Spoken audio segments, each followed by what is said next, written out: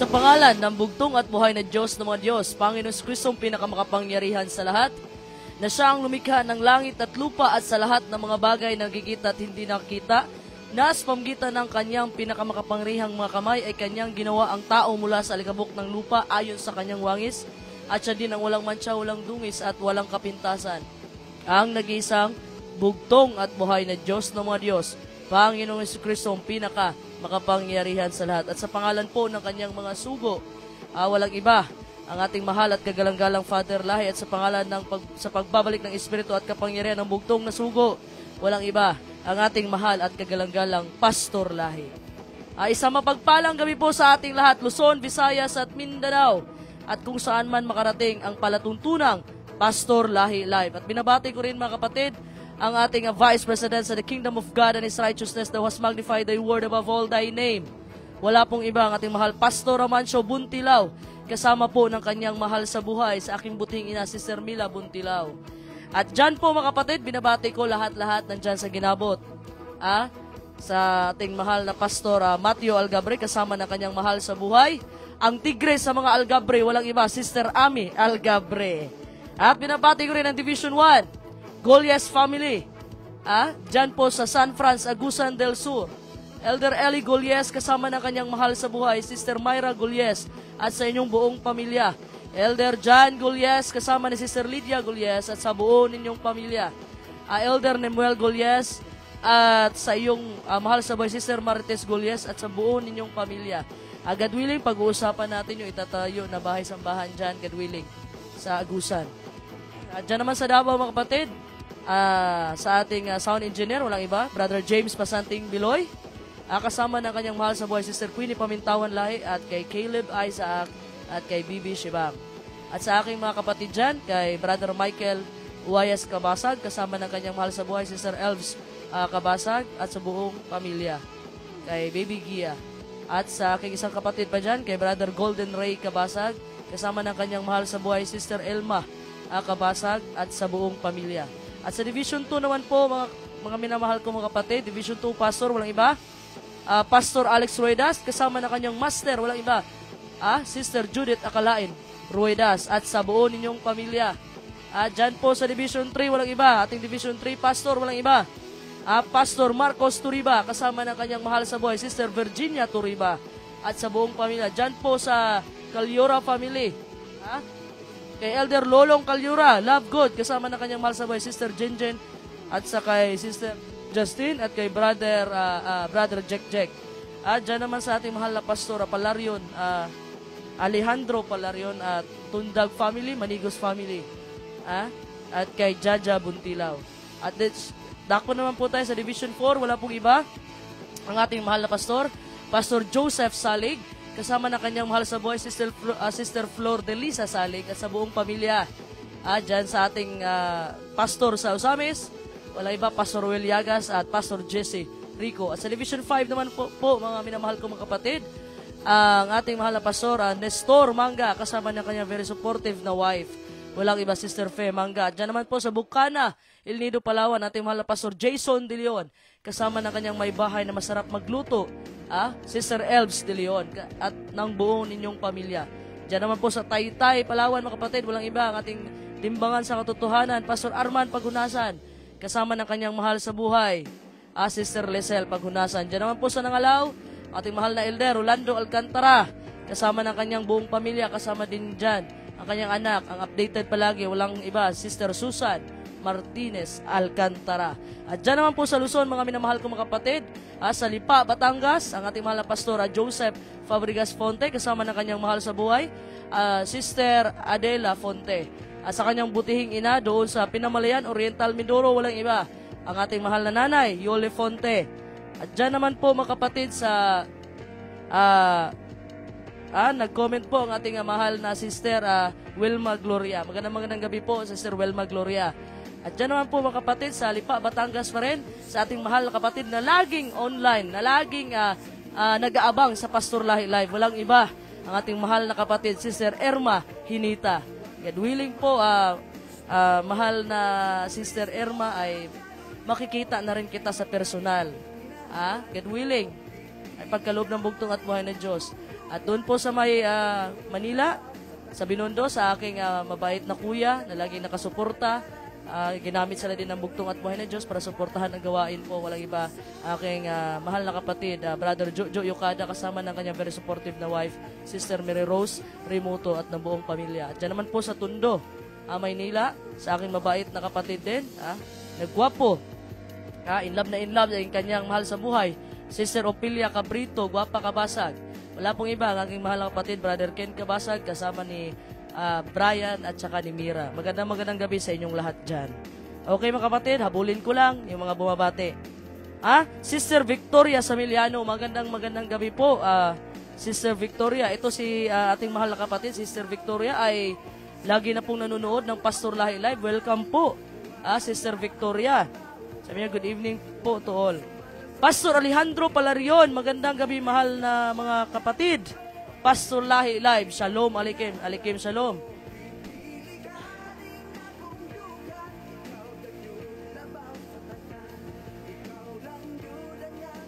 Okay? Next, kay Nanay Yoli Fonte. Isang mapagpalang gabi, Sister Deborah Israel, at sa lahat ng mga kapatiran ng Luzon, Visayas, Mindanao. Amen. Magandang gabi din po, Nanay Yoli Fonte. Kay Elder Dundon Quarisma at sa kanyang mahal sa buhay, Sister Jen. Magandang gabi dyan sa inyo, OFW Hepol. Magandang gabi, Sis Cherry. Magandang gabi po. Brother Jeffrey Cabansag Olirmo, magandang gabi. At sa ating mahal na Elder Jan, sa Margos, na ngayon binabatikos. Walang iba, Elder GC Ibag. Abangan po ninyo ang kanyang live pagkatapos kong mag-live.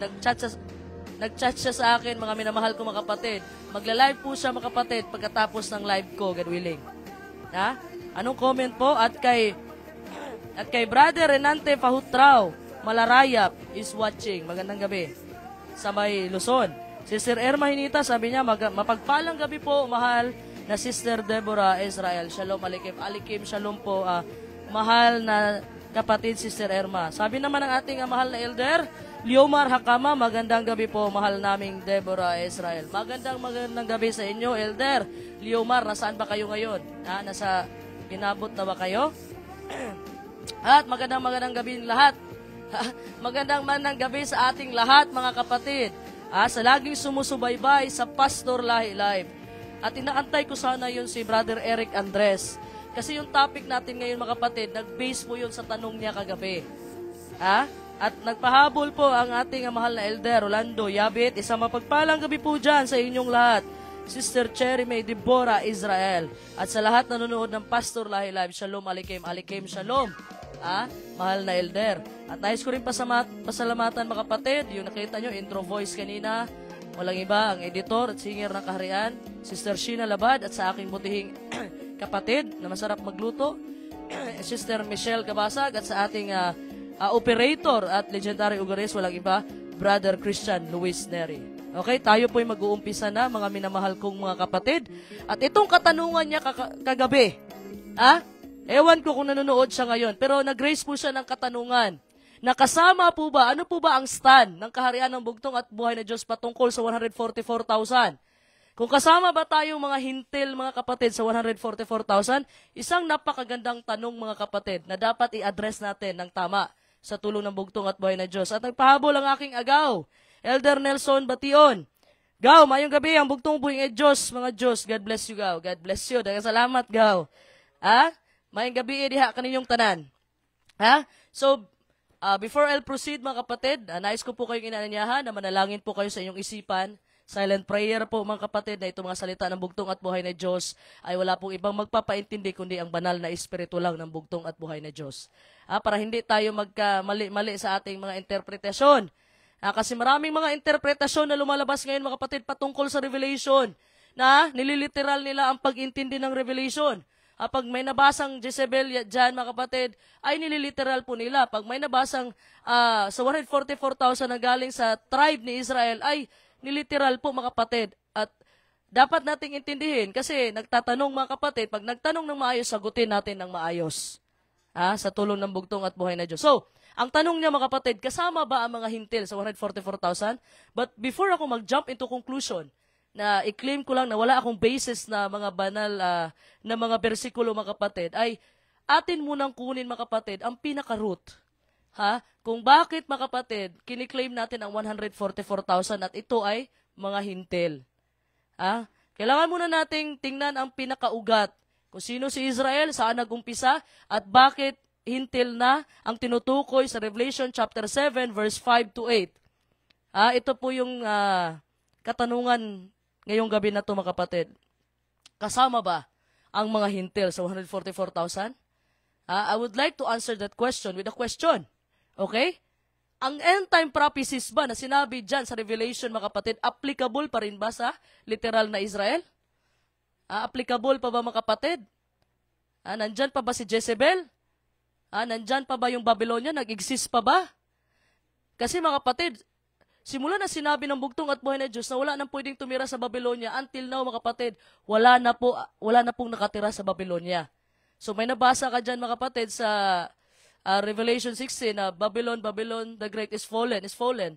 So paano mag-fallen yan? Wala na ngang nakatira doon. So applicable ba ito mga kapatid tong sa Revelation to literal nation of Israel? Ito yung sasagutin ng banal na kasulatan ngayon. So magbabase tayo lahat sa banal na kasulatan. Hindi tayo agad mag-jump into conclusion. Kung wala tayong evidence mga kapatid na nanggagaling sa banal na kasulatan. So ating power verse, mababasa po natin sa Revelation chapter 7 verse 4 to 8. So today around the globe, millions interested in Bible prophecy have their eyes fixed on Jerusalem. Nag-aantay sila mga kapatid. Marami silang inaantay ngayon sa Jerusalem na maitayo yung ikatlong templo. Yun ang pag-aakala nila kasi uupo pa daw ang Antikristo doon sa templo. So lahat ng propesiya, ang binabasihan ngayon ng mga tao ay ang Israel. Yung sinasabi dyan na may Battle of Armageddon, ang sinasabi yun na daw, yung Palestinians versus Israel. Ay mga kapatid, kailangan po natin applyan ito ng one basic biblical rule o principle. Ano ito? Primary and secondary, applyan po natin mga kapatid para hindi po tayo magka-problema mga kapatid sa interpretation ng banal na kasulatan. Sa tulong ng banal na espiritu. So, maraming mga speculation mga kapatid about the modern state of Israel. Sinabi ko nga mga kapatid, itong modern state of Israel is not the same. It's not the ancient Israel. Sa panahon ni Moses mga kapatid. Kasi ngayon, ang Israel ngayon is secular na siya. Nang ibig sabihin mga kapatid, pinunduhan na po siya, hindi na siya makarelihiyoso. Kasi pinunduhan, kaya po naging state ulit yung Israel ngayon, 1948, ay dahil po pinunduhan niya ng mga mayayaman. Nalala niyo mga kapatid, yung natalo po ng British, yung Ottoman Empire. Anong nangyari? Nagpadala po sila ng sulat mga kapatid sa Britain na kumuha ng kapiranggot na lupa dyan sa Palestinian para maging national home ng Israel. So anong nangyari after that? So pinunduhan ng mga mayayaman, British, America, lahat pinunduhan yan. Kaya ngayong Israel mga kapatid, tingnan mo yung Israel ngayon, sila pa yung nangunguna lagi sa pagbobomba. So, ang modern state of Israel is not the same in the ancient Israel. Tandaan po natin mga kapatid, para pagpasok natin sa topic ng Israel, may idea tayo. Secular na po ang Israel ngayon. But because of the promise sa ating bugtong at buhay na Diyos kay Abraham, protektado sila dahil po yan sa pangako ng bugtong at buhay na Diyos. Kaya hindi yan natalo-talo yung Israel. Marami ng pinagdaanan yan na mga gera mga kapatid. So, itong subject ng Israel are being discussed through magazine, books, makikita mo sa internet, and even in the pulpit, mayroong nagbimensahe ng Revelation mga kapatid na niliteral nila pag-intindi. Pag nakabasa ng babae dyan, ay ina-apply agad nila yan sa babae. Huwag po natin kalimutan na ang babae mga kapatid sa banal na kasulatan, nag-represent po sa iglesia. Okay? So, here is the big question. Kasama ba ang mga hintil sa 144,000? Ito bang end-time prophecies mga kapatid sa banal na kasulatan regarding Israel? At kahit na yung templo na sinasabi nilang itatayo mga kapatid, ito ba'y tumutukoy sa literal nation of Jews? Or mga kapatid, is there a deeper spiritual application? Meron bang malalim dito na spiritual application? Ito ang sasagutin ng banal na kasulatan sa pamamagitan ng banal na espiritu. So, do you remember mga kapatid, when our Lord Jesus Christ came the first time, nung una pong pagbaba ng bugtong at buhay na Diyos, mga minamahal kong mga kapatid, His people misunderstood and misapplied prophecies regarding His kingdom. Marami pong na misinterpret o mali yung pag-apply mga kapatid patungkol sa kaharian ng bugtong at buhay na Diyos. Matagal po silang nag-antay, matagal po nilang binantayan ang bugtong at buhay na Diyos na mag-establish ng literal earthly kingdom. Ang bugtong at buhay na Diyos po mga kapatid, lagi niyang pinapaintindi na yung una niyang pagpunta was to establish a spiritual kingdom. Ano ba itong klase na kingdom mga kapatid? Remember in the time of the Garden of Eden, na pumasok ang kasalanan at tatalinglang ng serpente o ng ahas si Eva, na wala po ang kaharian at katwiran. Yung kaharian mga kapatid, yung authority po ni Adan at ni Eva. Yung katwiran kasi nalaman nilang hubad na sila. Although hubad naman talaga sila, pero dahil hindi nila kinain yung pruta sana mga kapatid, hindi nila alam na hubad pala sila. Pero after na kinain nila yung pinagbabawal na prutas, doon nila nalaman na hubad sila. Yun po ang nawala mga kapatid sa Garden of Eden. Kaya sabi ng bugtong at buhay na Diyos, ito yung bitbit na mensahe ng ating mahal at kagalang-galang Pastor Lahi. But seek ye first, Matthew 6:33. But seek ye first the kingdom of God and His righteousness, and all these things shall be added unto you. So kailan ba mga kapatid, na-establish ang kingdom ng bugtong at buhay na Diyos? At that time mga kapatid, na ipinako siya doon sa kalbaryo ng cross. But before tayo mag-proceed yan, basahin muna natin anong pagkaintindi ng mga Pariseyo patungkol sa propesiya ng bugtong at buhay na Diyos sa kaharian. Lucas 17:20-21. Purihin ang bugtong at buhay na Diyos, Panginoon Kristo, na pinakamakapangyarihan sa lahat. Lucas 17, versikulo 20 hanggang 21. Minsan, si Jesus ay tinanong ng mga Pariseyo kung kailan darating ang kaharian ng Diyos. Sumagot siya, walang makikitang palatandaan ng pagdating ng kaharian ng Diyos, at wala ring magsasabing, narito na, o naroon, sapagkat ang kaharian ng Diyos ay nasa inyo. Purihin ang bugtong at buhay na Diyos. Hindi nila naintindihan mga kapatid. That's why mga kapatid, ang mga Pariseyo, dahil sa sinabi ng bugtong at buhay na Diyos, kaya hindi naniwala ang mga Pariseyo sa kanya na siya ang Mesiyas. So, but because the persistent, tuloy-tuloy po at popular teaching of the day, nakafocus po sila sa muscular Messiah. Ano po bang ibig sabihin? Ang ine-expect po nila sa Messiah ay hari na nagsusuot ng kupo at ng crown, mga kapatid. Who would overthrow the Romans and sit on David's throne. Yun po ang ine-expect nila na hari, mga kapatid. Nauupo po sa trono ni David at nakasuot ng korona. Hindi po yun ang ginawa ng bugtong at buhay na Diyos. At anong ginawa ng mga apostoles? Ng mga disipulo ng bugtong at buhay na Diyos? Inignore po nila, binaliwala po nila yung sinabi ng bugtong at buhay na Diyos regarding His spiritual kingdom. They tried to make the spiritual prophecies literal. May naalala akong mensahero, mga kapatid, isang pastor. Niliteral ang pag-intindi ng kaharian. Kung nasa kaharian na daw tayo, dapat lumalakad na tayo sa ginto. Kung nasa kaharian na daw tayo, ay dapat nandito yung tree of life. But naintindihan ko tong pastor na ito. Naintindihan ko tong mga ngaral na ito, mga kapatid. Kasi even the apostles, kahit ang mga disipulo, mga kapatid, ay hindi nila naintindihan ang patungkol sa kaharian ng bugtong at buhay na Diyos. Lalo na mga kapatid, nung ipinako na ang bugtong at buhay na Diyos, doon nadurog ang kanilang pag-asa, mga kapatid. Na inasahan nila ang Israel na may kapangyarihan sa buong lupa. Why? Napagod na kasi sila Pagod na silang maging alipin sa Roma, mga kapatid. Naalala nyo, mga kapatid, nung may lumapit sa bugtong at buhay na Diyos, sabi niya, Teacher, magbibigay pa ba kami ng buwis? Kasi nga, gusto nilang itrap ang bugtong at buhay na Diyos. Kasi kung sasabihin ng bugtong at buhay na Diyos na wag na kayo magbigay ng buwis kay Cesar, patay sa kay Cesar. So gusto nilang itrap ang bugtong at buhay na Diyos. Anong sagot ng bugtong at buhay na Diyos? Kumuha siya ng barya. Kaninong larawan nandyan? Tinanong niya ang mga tao. Ang sabi ng mga tao kay Cesar, ibigay ang kay Cesar, at ibigay ang para sa Diyos, ay ibigay ang sa Diyos para sa Diyos. Kasi tinatrap siya So, longing for freedom from political oppression, mga kapatid, they lamented. Nagdalamhati sila. Kasi umaasa sila na yung bugtong at buhay na Diyos, mga kapatid, yun na talaga yung hari, mga kapatid, na magpapaalis, mga kapatid, na magpapalaya sa kanila sa pagkaalipin nila sa Roma. Anong sinabi ng Lucas 24:21? Purihin ang bugtong at buhay na Diyos may Kristo na pinakamakapangyarihan sa lahat. Lucas 24:21. Siya pa naman ang inaasahan naming magpapalaya sa Israel. Hindi lamang iyan, 3 araw na ngayon mula nang mangyari ito. Purihin ang bugtong at buhay na Diyos. So nalala nyo yan mga kapatid. Yung Lucas 24:21 na yan mga kapatid. Disappointment ang mga disciples. Naalala nyo si Cleopas? Naglalakad siya mga kapatid. Tapos hindi niya alam, may nakasama sa isang stranger at hindi niya alam, ang bugtong at buhay na Diyos na pala yun. Nung muling pagkabuhay ng bugtong at buhay na Diyos. Hindi niya napansin, sabi, disappointed ang mga disipulo. Kasi ang pag-asa nila, ang bugtong at buhay na Diyos na mag-establish ng literal kingdom.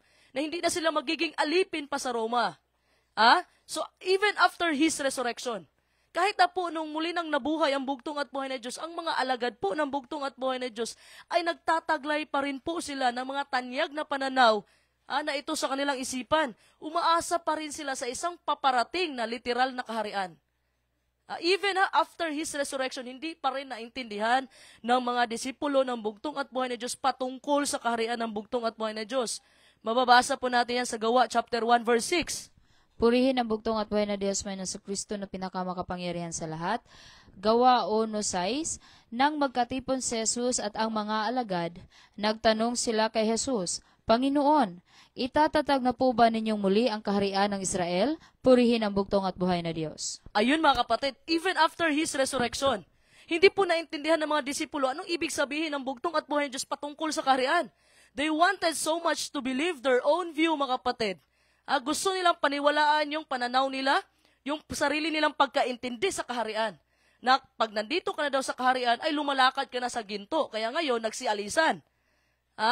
Gusto nilang paniwalaan, mga kapatid, yung sarili nilang pag-intindi sa kaharian. Na yung si Satan, mga kapatid, was able to blind them to the plain truth. Na binulag na sila ni Satanas dahil sa kanilang paniniwala, dahil sa kanilang interpretation sa kaharian ng bugtong at buhay na Diyos. Yun ang nangyayari ngayon mga kapatid. Yun ang nangyayari ngayon sa kaharian ng bugtong at buhay na Diyos. Is it possible mga kapatid na ngayon, ngayon ang mga iglesia ngayon mga kapatid is making the same mistake by applying mga kapatid, by misapplying prophecies regarding Israel in Revelation chapter 7 verse 4, the 12 tribes of Israel. Natapos na daw minarkahan niya nung una pang panahon. Yun lang po ang narinig ko sa isang mga ngaral. Nasabi ko nga na, sabi nga ni Pastor Lahi, nakakainis buhayin, nakakaawang. Alam mo, nag-interpret mga kapatid in a literal sense without basis. Basta may mabasa, tas kinonect, tapos pag-connect, nag-contradict naman. If so mga kapatid, kung literal ang pag-intindi mo sa mga prophecies ngayon, pag bumabalik ka sa literal nation of Israel, nag-Armageddon na doon. Ganito na nangyari sa Israel. Lahat ng mata nakatutok sa Israel, mga kapatid. Dahil ang propesya ay nangyayari daw sa Israel. Doon tayo nagkakamali, mga kapatid. Huwag po nating kalimutan, mga kapatid, na yung modern state of Israel now is not the same in the ancient Israel. Huwag po nating kalimutan. Kasi, mga kapatid, kung ganyan ang pag-intindi natin, we could be preparing to embrace a diabolical deception. Malilin lang po talaga tayo ni Satanas, mga kapatid. Not to mention, ma-experience pa natin ang devastating disappointment. Anong sabi ng Revelation chapter 2 verse 7? Purihin ang bugtong at buhay na Diyos Panginoon sa Kristo na pinakamakapangyarihan sa lahat. Pahayag 2:7, ang lahat ng may pandinig ay makinig sa sinasabi ng Espiritu sa mga iglesia. Purihin ang bugtong at buhay na Diyos. Ang sinabi dyan, capital E yan Capital E ng Espiritu. Naka-address yan sa bugtong at buhay na Diyos. So we hope mga kapatid na itong study natin patungkol sa end time prophecy, patungkol sa 144,000, ay hindi ko pa itatakil to. Ang 144,000, ibang topic to mga kapatid. Sagutin lang natin kung hintil ba, kasama ba ang mga hintil sa 144,000? Kasi kung ipag-isa ko itong 144,000 at paano nagsimula ang Israel, maabutan tayo mamayang gabi, madaling araw.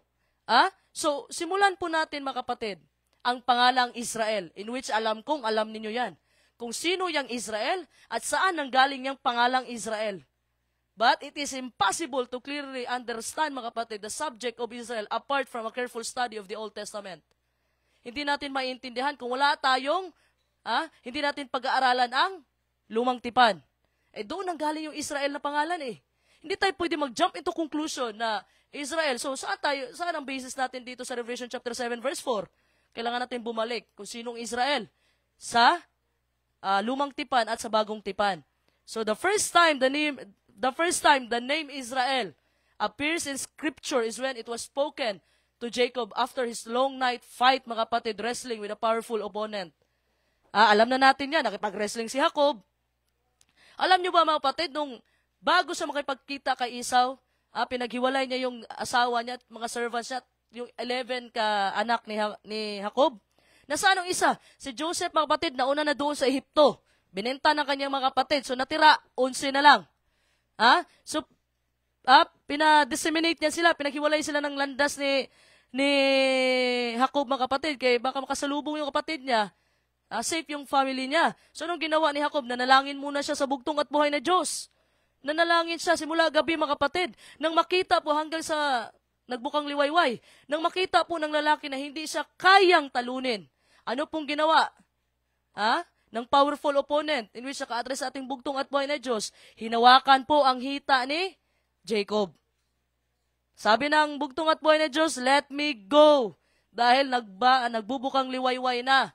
So, bakit hinawakan? Alam mo mga kapatid, sa Jewish tradition, hindi po nila kinakain sa may bandang thigh, sa may bandang balakang.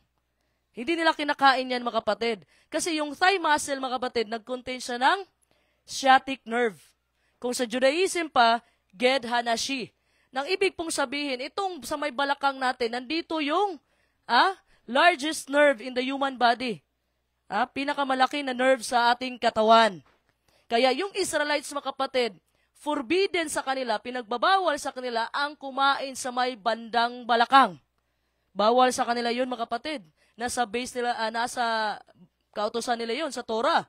Dahil nirecognize nila yung struggle ni Jacob, mga kapatid, na hinawakan po ng bugtong at buhay na Diyos sa may bandang balakang at na-injured po si Jacob. Pilay-pilay si Jacob, mga kapatid. Bakit pilay? Bakit pilay, mga kapatid? Pinapalahanan siya ng bugtong at buhay na Diyos na hindi niya kaya ang laban na siya lang. So, after, mga kapatid, nakipag-wrestling ni Jacob, mga kapatid, tas hindi binibitawan ni Jacob ang bugtong at buhay na Diyos. So, anong tanong sa kanya ng bugtong at buhay? Anong pangalan mo? Hindi ba alam ng bugtong at buhay na Diyos yung pangalan ni Jacob? Alam niya. Kasi tinanong niya, kasi papalitan niya ang pangalan ni Jacob. Sabi niya, my name is Jacob. So, ano sinabi ng Genesis 32 verse 28? Purihin ang bugtong at buhay na Diyos Panginoon Kristo na pinakamakapangyarihan sa lahat. Genesis 32:28, sinabi sa kanya ng lalaki, mula ngayon, Israel na ang itatawag sa iyo at hindi na Jacob, sapagkat nakipagbunok ka sa Diyos at sa mga tao at ikaw ay nagtagumpay. Purihin ang bugtong at buhay na Diyos. Nakita niyo mga kapatid? Ito yung start ng pag-aaralan natin, yung Israel. Mag-start tayo sa pinaka-root, kung sino si Israel. So, kaya ang pangalang Israel, mga kapatid, hindi niya talaga binitawan, sabi ni Jacob, hindi kita bibitawan hanggat hindi mo ako pinagpala. So, from now on, your name will not be Jacob, but Israel. So, ang Israel, mga kapatid, ay original na pangalang mula sa langit na ibinigay lamang kay Jacob. Tandaan niyo ang pangalang Israel ay binigay lang kay Jacob. Nang ibig sabihin ng Israel, nagpunyagi at nagtagumpay sa Diyos at sa tao, mga kapatid. So sa anong paraan nagtagumpay siya sa bugtong at buhay na Diyos? Sa pamaraan ng pagpapakumbaba. Kaya nagtagumpay si Jacob, mga kapatid, naging Israel na siya.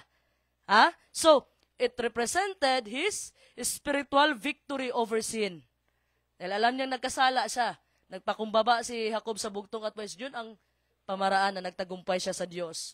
Sa pamagitan ng pakipag-wrestling sa panalangin and claiming God's grace. So Jacob, mga kapatid, had 12 sons. So later moved into Egypt. Alam natin yan. Kaya sinabi ko nga, nung panahon na nakapag-wrestling na si Jacob, sa bugtong at buhay na Diyos, nauna na po si Joseph doon, mga kapatid. So yung 12 sons na yan, nung dumating po ang gutom doon sa land of Canaan, bakit sila nag-move into Egypt, mga kapatid? Naalala nyo si Joseph? Si Joseph, mga kapatid, binenta ng kanyang mga kapatid. Nilagay siya doon sa butas, tapos binenta siya ng mga kapatid niya. Tapos si Joseph, mga kapatid, nakulong sa kasalanang hindi niya naman ginawa. Andun na si Joseph that time sa Ehipto, ha? Tapos after that, may plano ang bugtong at buhay na Diyos sa kanya. Sa anong paraan? Ha? Na naginip ang Pharaoh, mga kapatid, na hindi niya maintindihan ang panaginip, kahit mga magician, hindi kayang i-interpret. Ang nakapag-interpret lang si Joseph sa tulong ng bugtong at buhay na Diyos, na merong 7 years of abundance and 7 years of famine. So, sino ilalagay? Sabi ng hari, di si Joseph ang ilagay. So, naging second in command siya ng hari. Pero hinanda pala siya ng bugtong at buhay na Diyos para ma-preserve ang kanyang family sa panahon na dumating yung gutom, mga kapatid. So, nung dumating ang gutom sa land of Canaan, so pumunta sila Jacob doon sa Ehipto. Kasi nandoon si Joseph, mga kapatid, pero hindi alam ni Jacob. At hindi alam ng kanyang mga anak na si Joseph pala yun. So, ano nangyari? Yung descendants, mga kapatid, yung mga lahi ng kanyang mga anak, eventually multiplied into 12 tribes. So, masasabi mo ng 12 tribes yan kasi marami ng tao Tribu na siya. Tribu na. So, which were later forced into slavery by the Egyptian until the time of Moses. Dahil po, lahat po ng lahi po ni Jacob, mga kapatid, nandoon na sa Ehipto. Ganito, yung bagong upo na Pharaoh, bakit sila inalipin ng Egypt, mga kapatid? Kasi po, mga kapatid, yung bagong upo na Pharaoh, wala siyang idea sino si Joseph. Kung ano ang nagawa ni Joseph para sa Egypt. Wala po siyang ka-idea. Tapos yung tribes po ni Jacob ay dumadami, na-threaten po yung Pharaoh. Ang hari, mga kapatid, baka mag-aklas itong mga Israelita na to at mapatanggal pa siya sa pwesto. So anong ginawa niya? Inalipin niya ang mga Israelita. 7 days a week nagtatrabaho. Walang kapahingahan, mga kapatid, trabaho lang ng trabaho. Kasi pag binigyan niya ng kapahingahan, baka mag-isip ang mga Israelita sa kanilang kalayaan. Kaya walang pahinga. Trabaho lang ng trabaho ang Israelita until the time of Moses. Kaya nga si Moses, diba, naawa siya sa Israelita, mga kapatid, nakapatay siya ng isang Egyptian. After that, tumakbo siya doon, mga kapatid. 40 years siyang nawala. So, after 40 years, kasama niya yung tupa ng kanyang father-in-law na si Jethro, ay doon na, mga kapatid, ginamit siya ng bugtong at buhay na Diyos. Anong sinabi ng bugtong at buhay na Diyos kay Pharaoh sa pamamagitan ni Moses? Exodus chapter 4, verse 22 to 23. Purihin ang bugtong at buhay na Diyos, Panginoon Jesucristo na pinakamakapangyarihan sa lahat. Exodo 4, versikulo 22 hanggang 23. Kung magkagayon, ganito ang sabihin mo sa kanya. Ipinapasabi ni Yahweh, ang Israel ay aking anak na panganay. Payagan mo siyang umalis para sumamba sa akin. Kapag hindi mo pinayagan, papatayin ko ang inyong panganay. Purihin ang bugtong at buhay na Diyos. Ano sabi ng bugtong at buhay na Diyos? Tandaan ninyo, Tandaan ninyo ang mga wording, mga kapatid. Ano sinabi niya sa Exodus chapter 4 verse 22 kanina? Israel is my son. Ang aking anak na panganay. Tandaan nyo, sinong naka-address ito? Sa literal nation of Israel. Ancient Israel ang inadresan dito, mga kapatid. Tandaan nyo yan. At tingnan nyo, mga kapatid, inote nyo rin ang pangalang Israel. Bakit, mga kapatid, ang pangalang Israel na first applied to Jacob lang sana ay nasama na po, na-include na po ang descendants ni Jacob. So, naging Israelites. Nang Israel na pangalan, kay Jacob lang yan binigay ng bugtong at buhay na Diyos. Sa isang tao lang muna. Pero, nasama na ang kanyang lahi, mga kapatid, ang kanyang mga descendants. So, therefore, the name Israel first applied to a victorious man, then to his people. Unang na-apply kay Jacob, and then, sa kanyang mga descendants. You will soon see, mga kapatid, why this is a very important point. Tandaan po natin, sino ang sinabihan ng bugtong at buhay na Diyos na aking panganay na anak, ang Israel? Tandaan po natin, naka-address po yan sa literal nation of Israel. Tandaan natin yan. So, about 800 BC, ibig sabihin ng BC, before Christ, bago ang pagbaba ng bugtong at buhay na Diyos, the Lord spoke through the prophet Hosea. Kinausap po ng bugtong at buhay na Diyos ang propeta niyang si Hosea. Anong sabi? Hosea chapter 11 verse 1. Purihin ang bugtong at buhay na Diyos, Panginoon Jesucristo na pinakamakapangyarihan sa lahat. Hosea 11:1. Nang bata pa ang Israel, siya'y aking minahal, at tinawag ko ang aking anak mula sa Ehipto. Purihin ang bugtong at buhay na Diyos. So, tandaan natin, kung kanino in-address ni Hosea, nung bata pa ang Israel, siya'y aking minahal at tinawag ko ang aking anak mula sa Ehipto. So, walang iba, mga kapatid, alam natin naka-address sino bang lumabas galing sa Ehipto? Walang iba kundi ang literal nation of Israel. Di ba? literal na mga ancient Israel. Yet by this time, mga kapatid, nabigo ang bansang Israel. Naipamuhay po ang espiritual na kahulugan ng pangalan nito. Ano nga yung pangalang Israel? Ano nga ibig sabihin ng pangalang Israel? Nagtagumpay sa Diyos at sa tao. Pero anong ginawa ng Israel, mga kapatid? Laging tumatalikod sa bugtong at buhay na Diyos para magsimba ng ibang Diyos. Apostasiya. So, makita po natin, mga kapatid, bakit napaka-importante ng propesiya ni Hosea, mga kapatid. Malaki ang impact ni Hosea, mga kapatid, sa panahon na tingnan na natin ang bagong tipan, ang New Testament. So approximately 800 years after nung propesiya ni Hosea, malalaman natin at matutunan natin. Basahin muna natin Matthew chapter 2 verse 1. Purihin ang bugtong at buhay na Diyos may Kristo na pinakamakapangyarihan sa lahat. Mateo 2:1. Panahon ng paghahari ni Herodes sa Hudiya nang ipinanganak si Jesus sa Bethlehem. May mga pantas mula sa silangan na dumating sa Jerusalem. Purihin ang bugtong at buhay na Diyos. So, ito yung panahon ni Herodes, mga kapatid. Herod the Great. Iba yung Herod na pumatay kay nagpugot ng ulo kay Juan Bautista. So, ipinganak po ang ating bugtong at buhay na Diyos sa Bethlehem. May mga pantas, mga magi, 3 wise men. Napunta sila kay Herodes, nagtanong sila, nasaan na yung ipinanganak na hari ng mga Hudiyo? Na mapuntahan namin at aming sambahin. Nagalit po si Herodes, mga kapatid, na-threaten siya, natakot siya, mga kapatid, sa bagong bata na hari, mga kapatid. That's why nagpadala siya ng mga sundalo sa Bethlehem. Pinapatay niya po ang lahat ng mga lalaki below 2 years old. Pinapatay po yan lahat ni Herodes. Matthew chapter 2 verse 16. Mabasa po natin yan, mga minamahal kong mga kapatid. Pero anong ginawa ng bugtong at buhay ni Diyos, mga kapatid? Anong nangyari? So si Joseph, mga kapatid, na kasama ni Maria, was warned, binabalaan po sila in advance po ng anghel na si Gabriel. Ano sabi ng Matthew chapter 2 verse 13?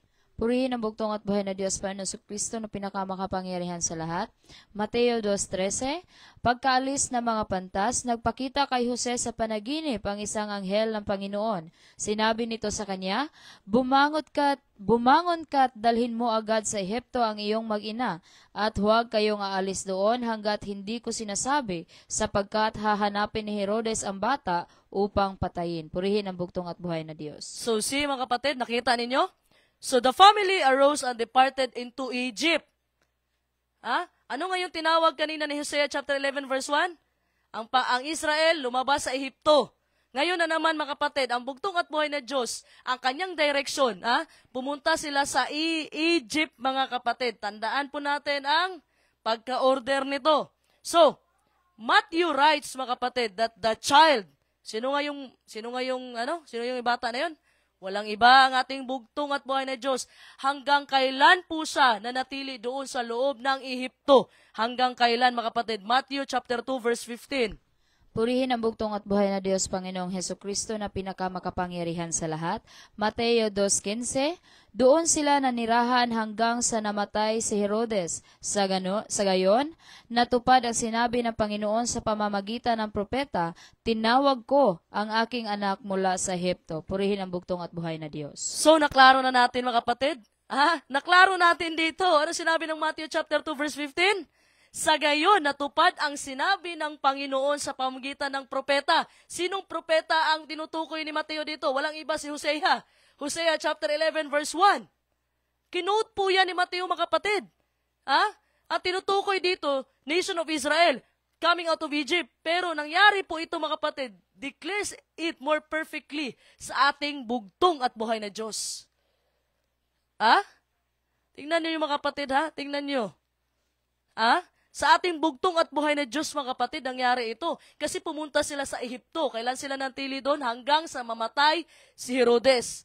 At sinabi niya, nangyari na, natupad na ang sinabi ng Panginoon sa pamamagitan ng propeta.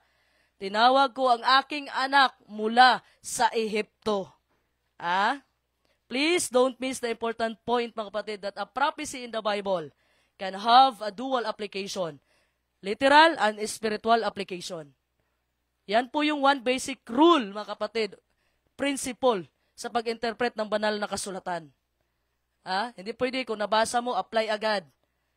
Apply muna natin yung basic rule, mga kapatid. So dito, mga kapatid, si Mateo, mga kapatid, has only touched the surface. Sa taas lang to, tinouch ni Mateo, hindi pa talaga ilalim. Nasa surface pa lang si Mateo. Dito tayo masashock, mga kapatid, sa principle na ni-develop po ni Mateo throughout his gospel. Ano ba yung amazing revelation ni Mateo patungkol sa Israel? A careful study of Mateo, mga kapatid, nire-reveal dito na ang kwento po ng ating bugtong at buhay na Diyos ay talagang inuulit ang kasaysayan ng sinaunang Israel. Punto sa punto. Ngunit, mga kapatid, but he overcame, kung saan nabigo ang Israel. Balikan ko ang meaning ng Israel, nagtagumpay sa Diyos at sa tao. Paano ba nagtagumpay ang Israel, mga kapatid, na lagi sila tumatalikod sa bugtong at buhay na Diyos? So, nagtagumpay ang bugtong at buhay na Diyos, pero nabigo ang Israel sa kahulugang meaning ng spiritual Israel. So, notice the following amazing parallel between the history of the ancient Israel at sa ating bugtong at buhay na Diyos. Alam niyo yung parallel? Yung parallel, yung dalawang linya na hindi pwedeng mag-meet yan, hindi pwedeng magkasalubong yan, pero pareho. Makikita mo dyan sa kalsada, mga kapatid, pareho, parallel. Ang linya niyan ay ganyan, mga kapatid. Hindi yan pwedeng magkasalubong, mga kapatid, pero pareho sila. So, tingnan po natin yung parallel, yung pagkaparehong events sa ancient Israel at sa ating bugtong at buhay na Diyos. In the Old Testament, mga minamahal kong mga kapatid, mayroong pangalang Joseph dyan, isa sa anak ni Jacob, na naginip siya, mga kapatid, na pupunta siya ng Ehipto to preserve his family. Mabasa po natin sa Genesis chapter 45, verse 5. Sa Old Testament yan. Dito naman sa New Testament, another Joseph na pangalan, likewise, na naginip din siya, kinausap siya ng anghel na si Gabriel, na kailangan niyang pumunta ng Ehipto para ma-preserve ang kanyang family. Mabasa natin kanina sa Matthew chapter 2, verse 13. So when the young nation of Israel comes out of Egypt, anong tawag ng bugtong at buhay na Diyos sa kanila? Exodus chapter 4, verse 22. Anong naka-address, mga kapatid? Anong sinabi ng bugtong at buhay na Diyos sa literal nation of Israel nung lumabas sila sa Egypto? God calls it, my son, aking anak. Exodus 4:22 yan, At dito naman, mga kapatid, sa New Testament, when our Lord Jesus Christ come out of Egypt, nung lumabas po ang bugtong at buhay na Diyos sa Egypto din, anong tinawag ng kanyang ama sa kanya? Matthew chapter 2, verse 15. Out of Egypt have I called my son. Kita nyo yung parallel? Na once na-applied, ang statement na-applied minsan sa ancient Israel, in-apply na dito sa ating bugtong at buhay na Diyos.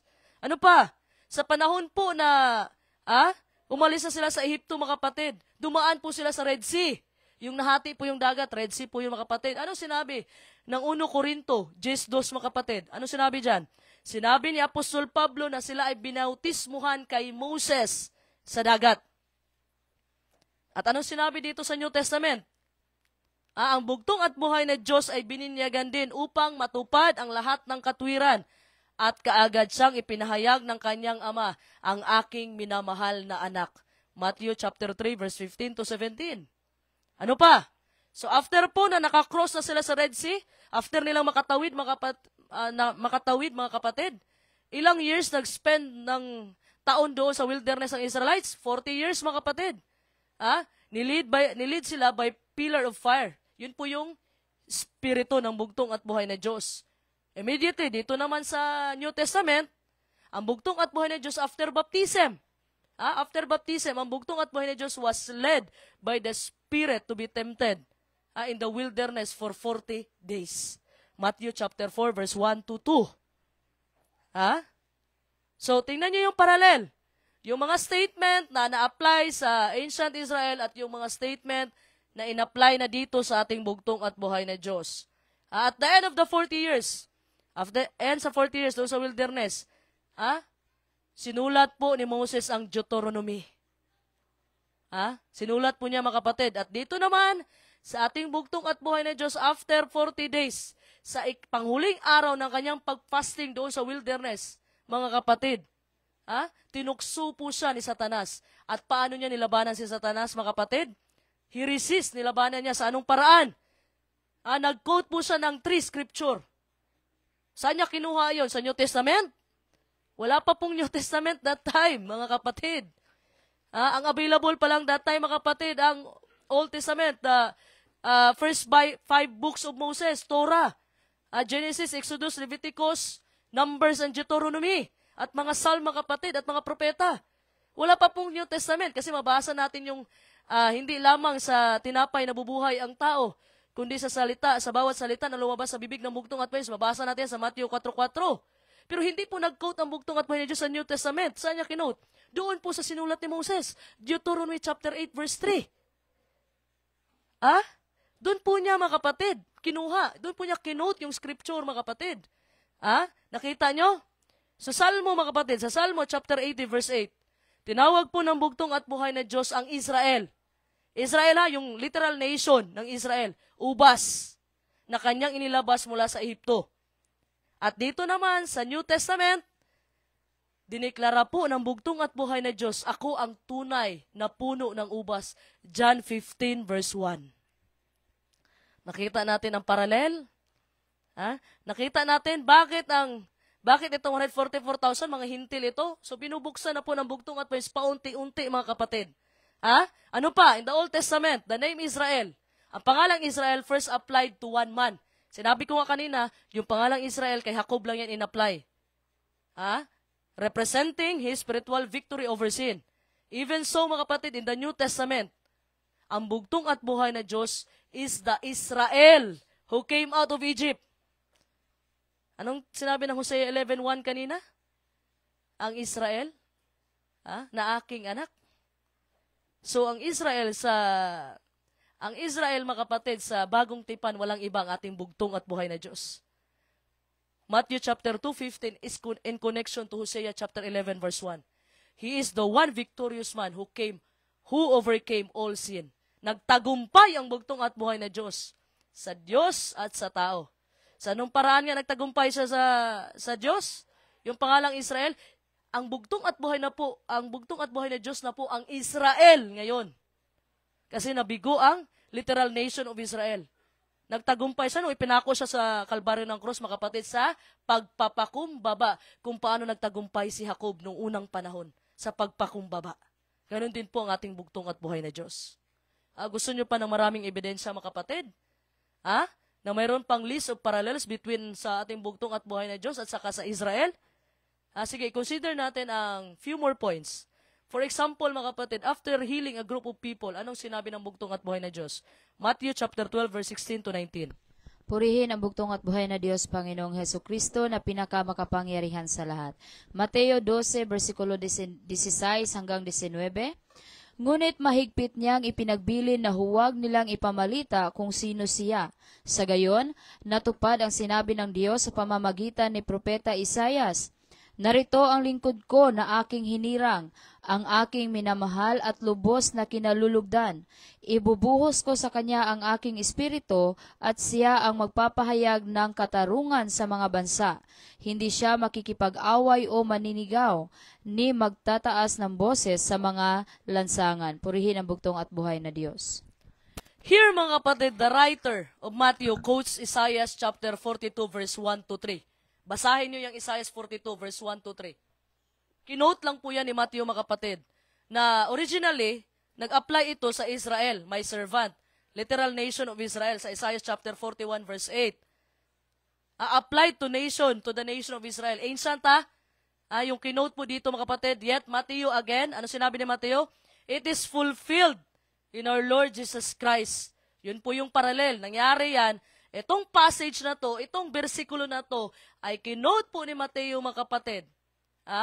Doon sa Isaiah 42 verse 1 to 3. Once applied to Israel, my servant. Isaiah 41 verse 8. So, the Apostle Paul, mga kapatid, also followed the principle in his letter by applying a statement originally made about the nation of Israel to our Lord Jesus Christ. In-apply niya po ang sulat niya, mga kapatid, na minsan nang na-apply sa literal nation of Israel, in-apply na niya sa ating bugtong at buhay na Diyos. Anong sinabi ng Exodus chapter 4 verse 22 kanina, yung una nating bersikulo na binasa? God called Israel my firstborn, ang panganay. Pero dito po kay Apostol Pablo, mga kapatid, Ano sinabi ni Apostol Pablo? It was our Lord Jesus Christ, ang bugtong at buhay na Diyos po, who is the firstborn of every creature, ang panganay sa bawat nilalang. Colossians chapter 1 verse 15. So, the clearest example is when God calls Israel the seed of Abraham. Isaiah 41 verse 8, naka-address sa Isaiah verse 41 verse 8 para sa nation of Israel. 'Di ba? Ang literal descendants of Abraham. However, si Apostol Pablo po mga kapatid, sinulat niya na yung lahi po ni Abraham does not refer to many. Hindi po tumutukoy sa karamihan, kundi sa isa lang ang lahi ni Abraham. Kanino? Basahin natin. Galatians chapter 3 verse 16. Purihin ang bugtong at buhay na Diyos, Panginoong Hesukristo, na pinakamakapangyarihan sa lahat. Galatia 3:16. Ngayon, nangako ang Diyos kay Abraham at sa kaniyang supling, hindi sinasabi at sa kaniyang mga supling, na ang tinutukoy ay marami, kundi at sa iyong supling, na iisa ang tinutukoy at ito'y si Kristo. Purihin ang bugtong at buhay na Diyos. You see? Dito sa Isaiah 41 verse 8, kanina mga kapatid, God calls Israel, literal nation of Israel, the seed of Abraham. Pero dito kay Apostol Pablo, mga minamahal kong mga kapatid, ang sinabi ni Apostol Pablo na ang lahi po ni Abraham ay hindi tumutukoy sa marami, kundi sa isa lang, walang iba, ang ating bugtong at buhay na Diyos. O, di ba? Madidiscover na natin ito mga kapatid. Unti-unti na talaga, nabubuksan na. Binubuksan na ng banal na espiritu ang ating puso at ating isipan at ating mga mata. Madidiscover po natin mga kapatid repeatedly in the New Testament. A statement that once applied to the nation of Israel are now applied to our Lord Jesus Christ. Yung title po, mga kapatid, yung mga statement po, yung mga pahayag po noon na in-apply sa literal nation of Israel, ay in-apply at kinlaim na po yan ng ating bugtong at buhay na Diyos, which is now the Israel, spiritual Israel. You see? Sabihin natin, Israel naman talaga yung bugtong at buhay na Diyos, kasi nga, Hudiyo yan siya Hindi nyo pa naintindihan? Ang Misaya, mga kapatid, o Mesiyas is now the seed. Ang bugtong at buhay na Diyos, siya po ang lahi, mga kapatid. Therefore, ang bugtong at buhay na Diyos is the very essence of Israel. Siya po ang pinaka-core ngayon sa Israel. Hindi na po ang literal nation of Israel, kasi ilang beses silang nabigo. Kaya nga bumaba ang bugtong at buhay na Diyos, mga kapatid. Siya na may bit-bit ngayon sa Israel. Yung spiritual name na Israel, nagtagumpay sa Diyos at sa tao. This is an explosive truth, mga kapatid, at cannot be ignored. Hindi pwedeng baliwalain to kung gusto mo talagang intindihin ano ang role o identity ng modern Israel. There is more. Remember that the name Israel, di ba, kay Jacob lang yon. Hindi na lang nagtumutukoy kay Jacob, mga kapatid, but also to his descendants, tama? Kasi una, in-apply yung pangalang Israel kay Jacob lang. Ang nagtagumpay siya sa pag-wrestling, mga kapatid, sa Diyos at sa tao. So, who became Israel? Yung descendants niya. The same principle, mga kapatid, ang in-apply dito sa New Testament na makita natin. For example, ang sinabi ng bugtong at buhay na Diyos sa ancient Israel o ancient Israelites, Exodus chapter 19 verse 6, Purihin ang bugtong at buhay na Diyos, Panginoong Hesukristo, na pinakamakapangyarihan sa lahat. Exodo 19, versikulo 6, Kayo'y gagawin kong isang kaharian ng mga pari at isang bansang banal. Iyan ang sabihin mo sa mga Israelita. Purihin ang bugtong at buhay na Diyos. Note, mga kapatid, yung Exodus, of course, naka-address yan sa literal nation of Israel. Exodus 19:6. Ang sinabi ng bugtong at buhay na Diyos, kayo'y gagawin kong isang kaharian ng mga pare at isang bansang banal. Na ibig sabihin ba ng banal, sinless na, hindi na magkakasala ang Israel? Go back to the original language, Greek. So kung hindi natin maintindihan yung Tagalog, Bisaya, English, balik po tayo sa original na lengguwahe ng banal na kasulatan, mga kapatid. Ang ibig sabihin po ng banal, mga kapatid, ng holy sa Greek ay hagios. Nang ibig sabihin ng hagios, kahit i-search mo yan sa internet ngayon, nang ibig sabihin ng hagios ay set apart, ibinukod po ang bansang Israel sa lahat ng mga bansa. separated from the ordinary and dedicated to a divine purpose. Yun po ang ibig sabihin ng hagios, mga kapatid, na na-translate as holy nation. So a specific group of people, mga kapatid, called out and set apart from all other nation. Kaya nga tinawag niya na bayan ang Diyos ang Israel. Kasi ang Israel ang pinili niyang bayan, mga kapatid. So, ano pang sinabi sa Exodus 19:6 kanina? God chose Israel to be a kingdom of priests or kaharian ng mga pare. As a kingdom of priests, mga kapatid, yung Israelites sana magsiserve siya as mediator. Tagapamagitan, mga kapatid. Nire-represent nila ang bugtong at buhay na Diyos sa ibang mga bansa sana. Kaso nga, nabigo nga ang Israel.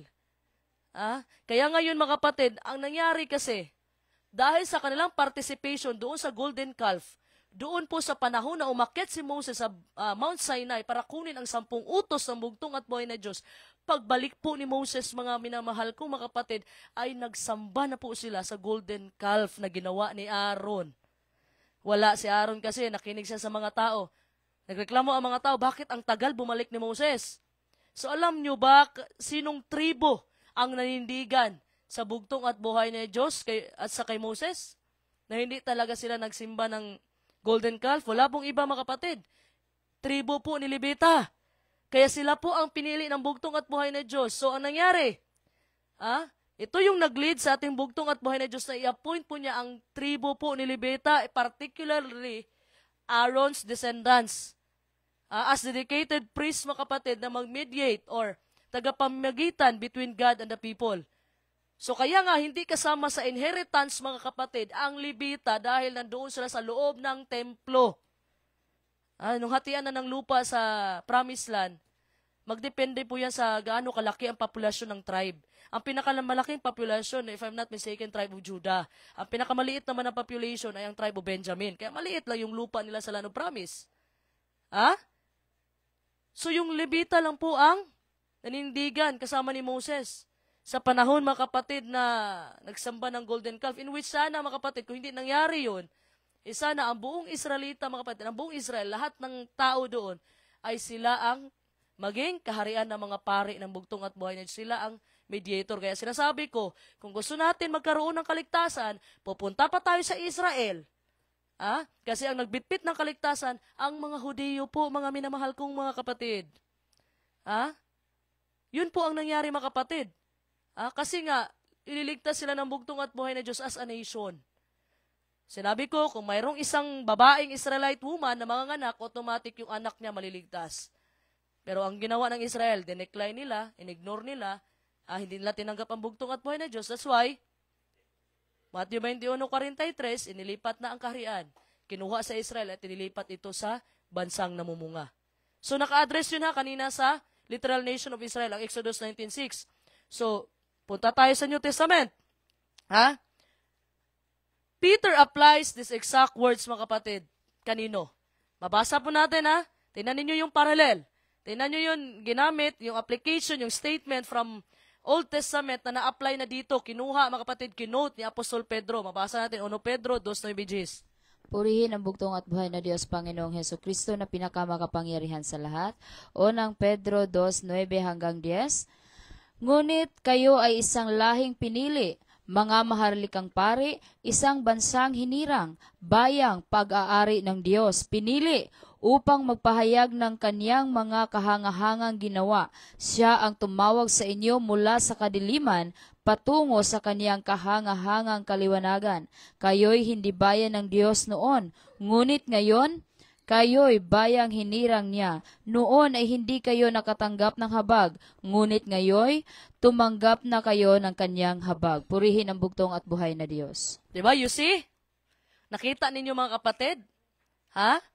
Nakita nyo? Exodus 19:6 kanina, naka-address sa literal nation of Israel. Ngayon, sa New Testament, sino ba ang kausap ni Apostol Pedro? Kanino na naka-address ngayon, mga kapatid, ang bansang hinirang, pag-aari ng bugtong at buhay na Diyos? Kanino na? Walang iba kundi sa iglesia ng bugtong at buhay na Diyos. Ano ba ibig sabihin ng iglesia? A group of people who believes in God. Anong sinabi? Dinugtungan nyo sa Gis, mga kapatid, Sinabi, kayo'y hindi bayan ng Diyos noon. Ngunit ngayon, kayo'y bayang hinirang niya. So dito na yun sa mga hintil.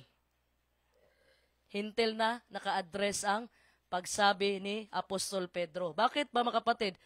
Hindi bayan ng Diyos? Bayan ba tayo ng Diyos noon, mga hintil? Hindi. Kasi ang bayan ng Diyos, noong unang panahon ay ang literal nation of Israel. Sila po ang pinili ng bugtong at buhay ng Diyos. So naintindihan po natin mga kapatid, dito po ang kaharian mga kapatid, kung pupunta ka, example, yung Mexico at Texas mga kapatid, hindi ka pwedeng lumagpas doon. Ang Texas, hindi po pwedeng lumagpas sa Mexico kasi may border. Dito po sa kaharian ng bugtong at buhay ng Diyos, without borders po tayo dito. Wala pong border dito mga kapatid. Pumunta ka man ng Amerika, pumunta ka man, magbautismo ka doon, walang problema. Kahit sino na tumanggap sa banal na bautismo ng bugtong at buhay na Diyos ay maging kaparte, maging royal family sa kaharian ng bugtong at buhay na Diyos. So, ang tanong, makakatanggap ba tayo ng pangako kagaya ng pangako na binigyan ng bugtong at buhay na Diyos sa kanyang kay Abraham at sa lahi ni Abraham? Indeed, mga kapatid. The Bible says that we are counted as the actual seed of Abraham. Tayo ang totoong lahi po ni Abraham. Likewise, immediately after Paul's statement in Galatians chapter 3 about sa ating bugtong at buhay na Diyos, nga itong ang bugtong at buhay ang lahi na. Anong sinabi niya mga kapatid? Anong dinagdag ni Apostol Pablo? He then tells his Gentile. Hindi ito sila mga Hudyo kasi nga Gentile na mga converts. Galatians chapter 3 verse 29. Purihin ang bugtong at buhay na Diyos, Panginoong Jesucristo na pinakamakapangyarihan sa lahat. Galatia 3:29. At kung kayo'y kay Kristo, kayo'y mga anak ni Abraham at tagapagmana ng mga pangako ng Diyos. Purihin ang bugtong at buhay na Diyos. Ay, napakasarap na bersikulo. Napakasarap ng salita ng bugtong at buhay na Diyos. At kung kayo'y kay Kristo, kayo'y mga anak ni Abraham at tagapagmana ng mga pangako ng Diyos. Hindi ba kayo matuwa niyan mga kapatid? Dito sa New Testament, mga minamahal ko mga kapatid, ang pangalang Israel, nakinlame na ito ng bugtong at buhay na Diyos kasi ang bugtong at buhay na Diyos ang pinaka-essence o pinaka-core sa Israel. Ang pangalang Israel po na sa ating bugtong at buhay na Diyos, hindi lang po na-apply lang sa ating bugtong at buhay na Diyos lang, kagaya ni Jacob.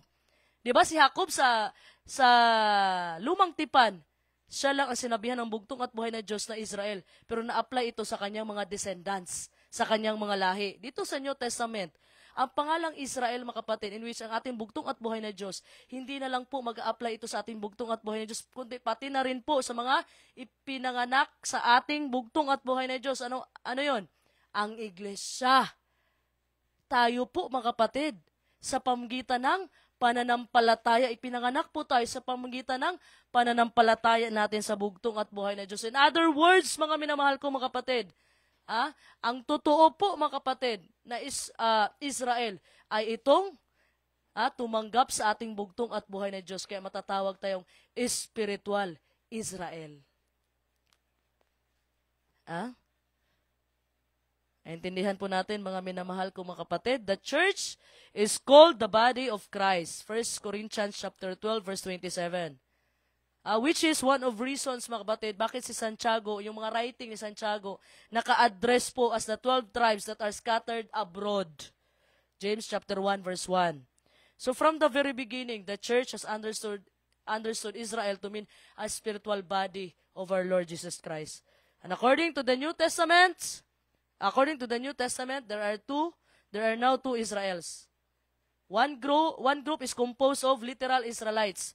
Romans chapter 9 verse 3 to 4, according to the flesh. Ito yung literal descendants of Abraham. And the other is spiritual Israel, composed of Jews and Gentiles who believe in our Lord Jesus Christ. So in other words, ang bugtong at buhay na Diyos ang Israel ngayon. Sa bagong tipan dahil nabigo ang literal nation of Israel. So sa bagong tipan, ang Israel ngayon, ang bugtong at buhay na Diyos. Ang bugtong at buhay na Diyos, kinonekta po tayo ng bugtong at buhay na Diyos doon kay Abraham. Kasi yung promise po ng bugtong at buhay na Diyos kay Abraham po, mga kapatid, at sa kanyang descendants. That's why, yung Galatians 3:29 kanina, mga kapatid, hindi neglect ng bugtong at buhay na Diyos si Abraham. Patuloy pa rin yung pangako ng bugtong at buhay na Diyos kay Abraham. Pero, ang pangako na yun ay hindi na sa literal nation of Israel, kundi sa spiritual Israel na. sa pamamagitan ng pananampalataya sa bugtong at buhay na Diyos. Ano pa sinulat ni Apostol Pablo, mga kapatid? Romans chapter 9 verse 6, they are not all Israel, which are of Israel. Hindi po lahat ng Israel nakabilang sa Israel. Intindihan nyo? Hindi lahat ng Israel, which are of Israel. So, it means, this is spiritual Israel. Paano ba yan? I-proof, mga kapatid. Not all part of God's spiritual Israel who are of the literal nation of Israel. Patuloy pa si Apostol Pablo, Romans chapter 9, verse 8. Purihin ang bugtong at buhay na Diyos, Panginoong Hesukristo na pinakamakapangyarihan sa lahat.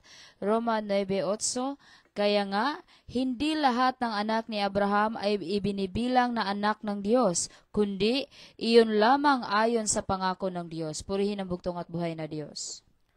Hindi lahat ng anak ni Abraham ay binibilang na anak ng Diyos kasi marami pong mga kapatid, mga Hudiyo na hindi naniniwala sa bugtong at buhay na Diyos, sa Mesiyas na dumating na, in which ito yung ating bugtong at buhay na Diyos. So, hindi lahat ng anak ni Abraham ay binibilang na anak ng Diyos, kundi yun lamang ayon sa pangako ng bugtong at sa pamamagitan ng pananampalataya. The children of the flesh are only natural descendants of Abraham. But the children of the promise are counted as the true seed, ang totoong lahi ni Abraham. Hindi ni-neglect ng bugtong at buhay na Diyos ang promise niya kay Abraham. Nirecognize pa rin yan ng bugtong at buhay na Diyos, pero hindi na sa literal nation of Israel, sa spiritual Israel na, mga kapatid. So, ang bugtong at buhay na Diyos, tumitingin po siya sa puso. Just as there are two Israels, there are also two kind of Jews. First, ito yung mga Hudiyo, mga kapatid, who are only natural, physical descendants of Abraham.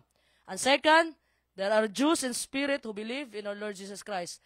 Hindi naman lahat ng mga Hudyo, mga kapatid, hindi naniniwala sa Diyos hindi naniniwala sa bugtong at buhay na Diyos na yung Mesiyas. May mga Hudiyo din, mga kapatid, naniniwala sila sa bugtong at buhay na Diyos. Yung mga apostoles. May mga, may mga descendants yun. May mga disipulos yun. Hindi lahat ng mga Hudiyo na hindi naniniwala sa bugtong at buhay na Diyos. Yung iba lang. Lalo na yung mga nagpapako sa bugtong at buhay na Diyos. So, ano pa sinabi ni Apostol Pablo, mga kapatid? Galatians chapter 3, verse 7. Purihin ang bugtong at buhay na Diyos, Panginoong Hesukristo na pinakamakapangyarihan sa lahat. Galatia 3:7, kung gayon, maliwanag na ang mga nananalig sa Diyos ang mga tunay na anak ni Abraham. Purihin ang bugtong at buhay na Diyos. You see? Hindi po nineglect ng bugtong at buhay na Diyos si Abraham kasi nangako nga siya Pag nangako ang bugtong at buhay na Diyos, gagawin talaga ng bugtong at buhay na Diyos yan. Ang pangako niya kay Abraham. So, maliwanag, mga kapatid, na yung mananampalataya sa bugtong at buhay na Diyos, yun ang mga tunay na anak ni Abraham. Kaya nga sinabi dyan, Marcos 16:16, mga kapatid, kung ikaw ay nananampalataya, nagpabautismo, ay mga kapatid, nakaangkin ka ng kaligtasan. But according to Apostle Paul, ang totoong Hudyo po sa paningin ng bugtong at buhay na Diyos is anybody. Mapahudiyo ka man o mapahintil ka man. Kung ikaw ay may personal faith lang sa ating bugtong at buhay na Diyos. Remember also, mga kapatid, namangha po ang bugtong at buhay na Diyos sa pananampalataya ng isang hintil na sundalo. Matthew chapter 8, verse 10 to 12. Purihin ang bugtong at buhay na Diyos, Panginoong Hesukristo na pinakamakapangyarihan sa lahat. Matthew 8, versikulo 10 hanggang 12. Namangha si Jesus nang marinig ito at sinabi niya sa mga taong sumusunod sa Kanya, tandaan ninyo, hindi pa ako nakakita ng ganito kalaking pananampalataya sa buong Israel. Tandaan ninyo, marami ang darating buhat sa silangan at sa kanluran at dudulog sa hapag na kasalo ni na Abraham, Isaac at Jacob sa kaharian ng langit. Ngunit, ang mga taong dapat sanay kasama sa kaharian ay itatapon sa kadiliman. Mananangis sila doon at mangangalit ang kanilang mga ngipin. Purihin ang bugtong at buhay na Diyos. So ito sa verse 12, mga kapatid, ngunit ang mga taong dapat sanay kasama sa kaharian ay itatapon sa kadiliman. Bakit? Hindi nila pinaniwalaan ang bugtong at buhay na Diyos Hindi nila tinanggap ang bugtong at buhay na Diyos. So yung declaration po ng bugtong at buhay na Diyos ay namangha po ang nakikinig sa Kanya. Yung idea po kasi na si Abraham, si Isaac at si Jacob ay uupo po nakasama na kumain ang mga hintil, ay bawal po yun, mga kapatid, unless they had been converted to the Jewish faith. Gawa chapter 10 verse 28. Pwede yun kung makonvert sila sa pananampalataya ng Hudiyo, mga kapatid. na namangha sila mga kapatid, bawal yun. And this is also underlying theme in the parable of the rich man and Lazarus. Naalala niyo yung mayaman at si Lazarus, walang pangalan yung mayaman doon.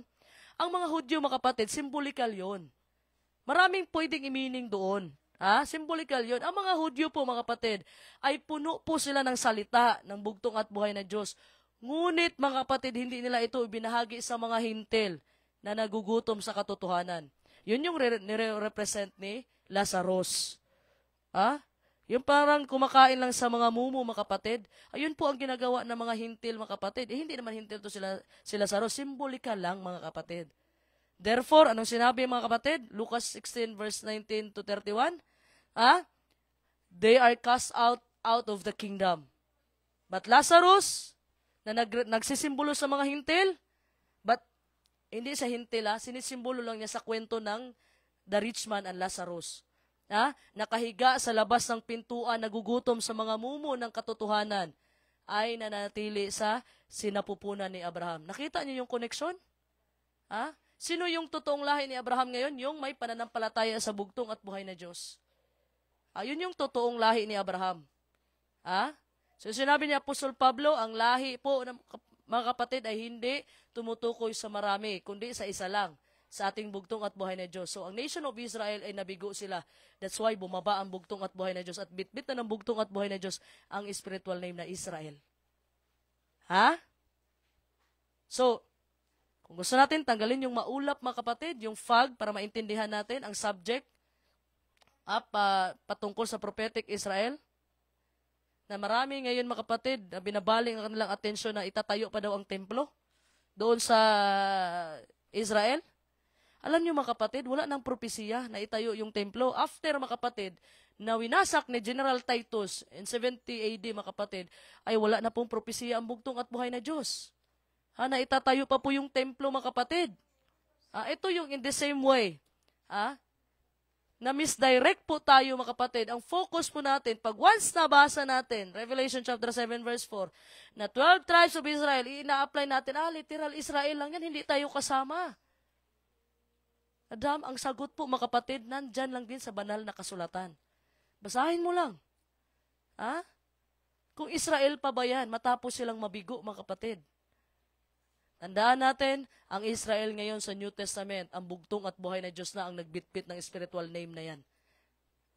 Nagtagumpay sa Diyos at nagtagumpay sa tao. Huwag po nating i-confuse ang ating mga sarili, mga kapatid. Let us follow the biblical clues. Okay? So, just before King David, mga kapatid, died, he wanted to build a permanent temple in Jerusalem. Kasi nga, i-insert ko lang konti yung templo na inaantay ngayon ng mga tao, na muli daw ipapatayo yung templo doon, yung third temple, para kailangan, uupo pa daw yung Antikristo. Mga kapatid, klaruhin natin yan. Wala na pong templo na itatayo pa, dahil ang templo dito sa New Testament, mga kapatid, na pinag-uusapan na templo, tayo na po, mga kapatid. Ang iglesia na po ng bugtong at buhay na Diyos. Naintindihan natin? Sa panahon na matay si David, mga kapatid, gusto sana niyang magtayo ng permanent temple sa Jerusalem. Pero sinabi ng bugtong at buhay niya sa kanyang propeta na si Nathan, anong sinabi ni Nathan sa kanya? Hindi niya pwedeng itayo yan kasi warrior siya. So, ang magtatayo, walang iba kundi si Solomon. 1 Chronicles chapter 17, verse 11 to 12. Purihin ang bugtong at buhay na Diyos, Panginoon Kristo na pinakamakapangyarihan sa lahat. Unang Kronika 17, versikulo 11 hanggang 12. Pagkamatay mo, isa sa mga anak mong lalaki ang hahalili sa iyo bilang hari, at patatatagin ko ang kanyang kaharian. Siya ang magtatayo ng aking templo at magiging walang katapusan ang kanyang paghahari. Purihin ang bugtong at buhay na Diyos. Okay, klaruhin natin yung templo, mga kapatid, templo at maging walang katapusan ang kanyang paghahari. I-note nyo yan. Walang katapusan ang kanyang paghahari. So later, ang sinabi ng bugtong at buhay na Diyos, mga kapatid, ano sinabi ni David? Si Solomon, na iyong anak, siya ang gagawa ng templo at mga court sa akin. 1 Chronicles 28:6. So, but this is one of the clearest example in the scripture, mga kapatid, of prophecy having a dual application. Dual application. One basic rule of principle sa pag-interpret ng banal na kasulatan sa tulong ng banal na Espiritu. Yes, mga kapatid, meron pong history na record na si King Solomon po na anak ni David ay nakagawa po siya ng physical temple. Tama? But the New Testament say na ang bugtong at buhay na Diyos ang totoong Son of David. Paano mo nasabi, sister? Matthew chapter 10, verse 47 to 48, do you remember? Bartimeus, isang bulag na ang tawag niyan? Beggar? Isang manlilimos, mga kapatid, na bulag. Anong sinisigaw ni Bartimeus? Jesus na anak ni David. Jesus na anak ni David. Ano pa sinabi? Ano pa dyan, mga kapatid? Matthew chapter 21, verse 9. During the triumphal entry, mga kapatid, into Jerusalem, anong sinisigaw ng mga tao? May bit-bit silang palma. Sumasayaw sila. Anong sigaw nila? Jesus na anak ni David. Jesus anak ni David. Imagine, mga kapatid.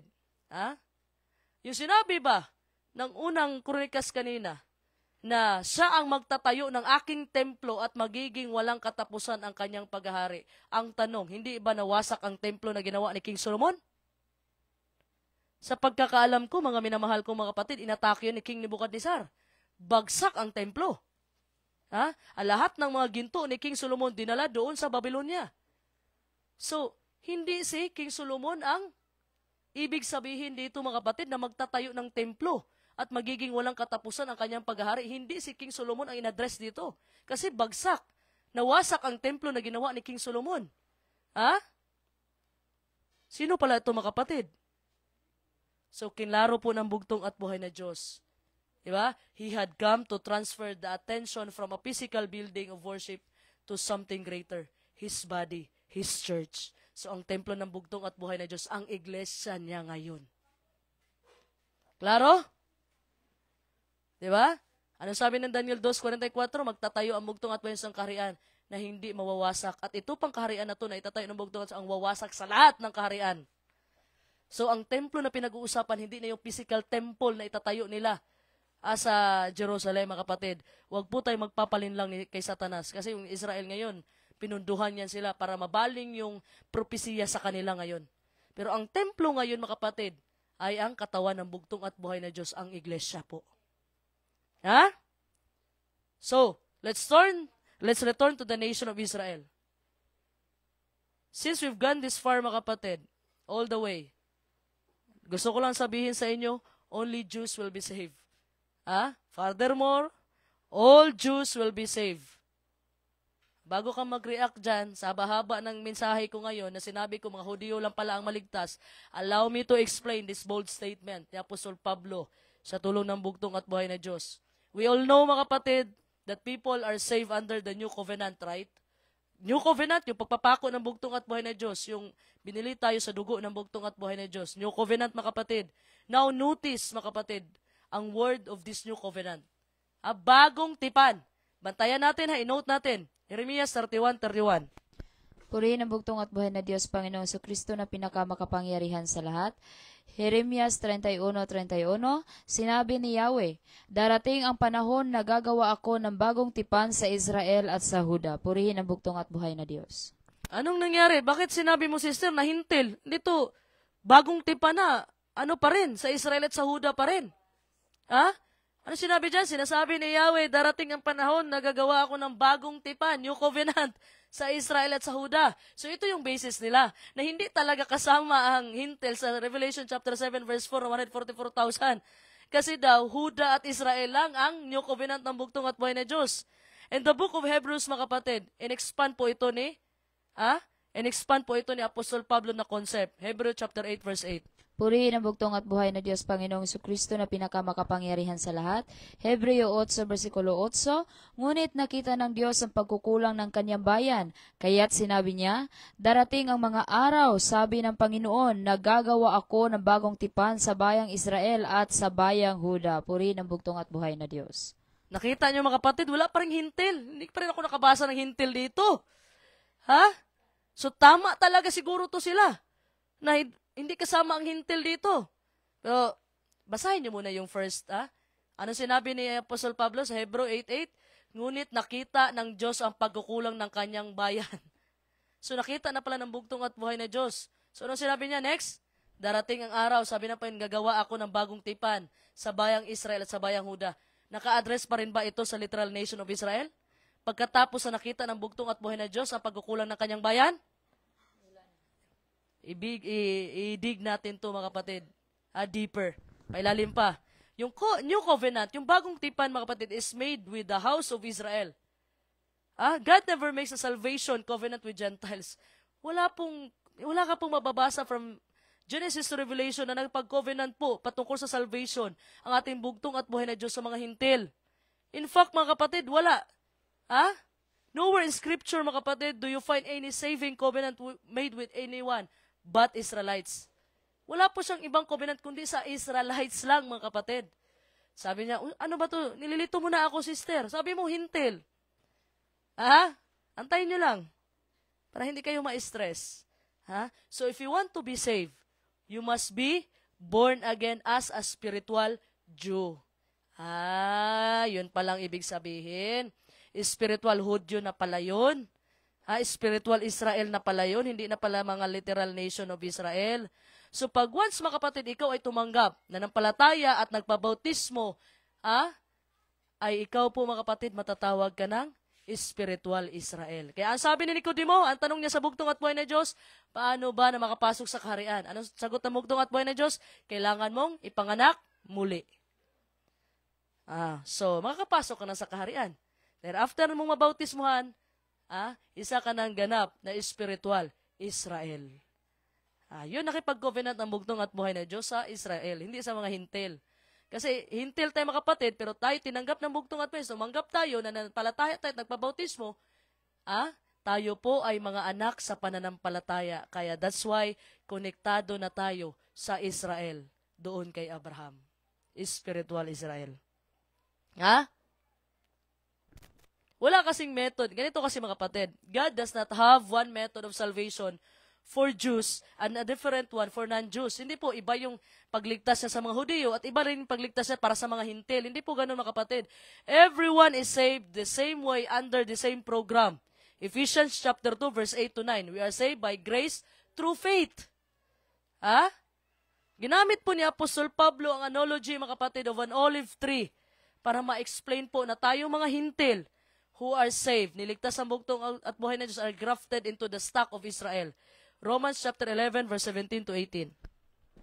Purihin ang bugtong at buhay na Diyos, Panginoon Kristo na pinakamakapangyarihan sa lahat.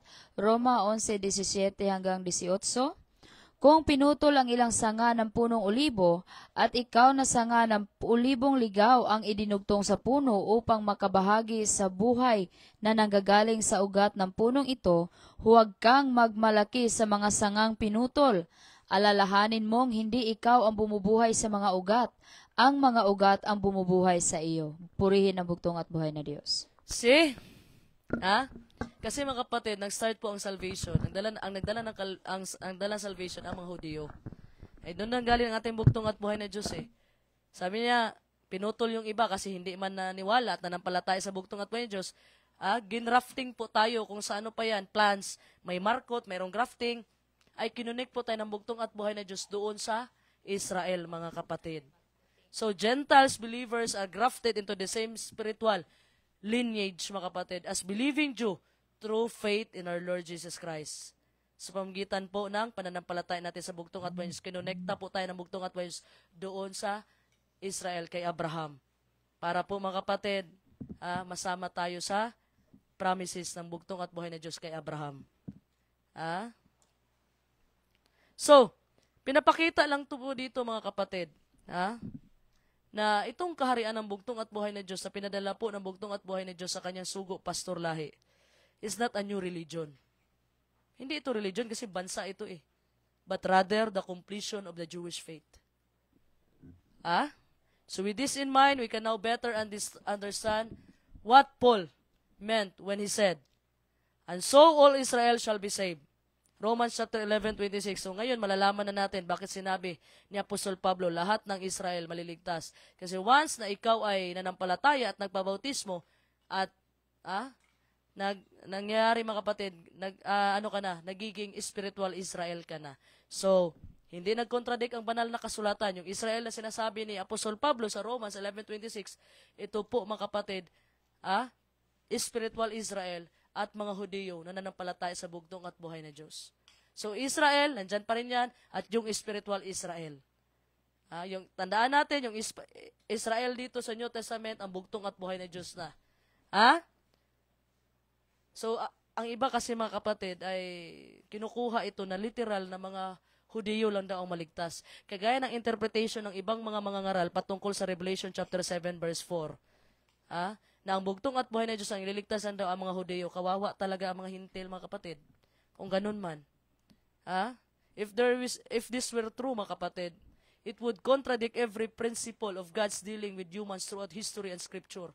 Magko-contradict po ito sa mga sinasabi ng bugtong at buhay na Diyos sa banal na kasulatan. God is not a racist. Ano sinabi ng Galatians chapter 3 verse 28? There is neither Jew nor Greek. Walang Hudiyo o walang Grego, mga kapatid. So yung iba, inintindi ito, pag sinabi niya Apostol Pablo, so all Israel shall be saved, sa Romans 11:26, ang akala nila, Hudyo lang talaga ang ililigtas ng bugtong at buhay na Diyos.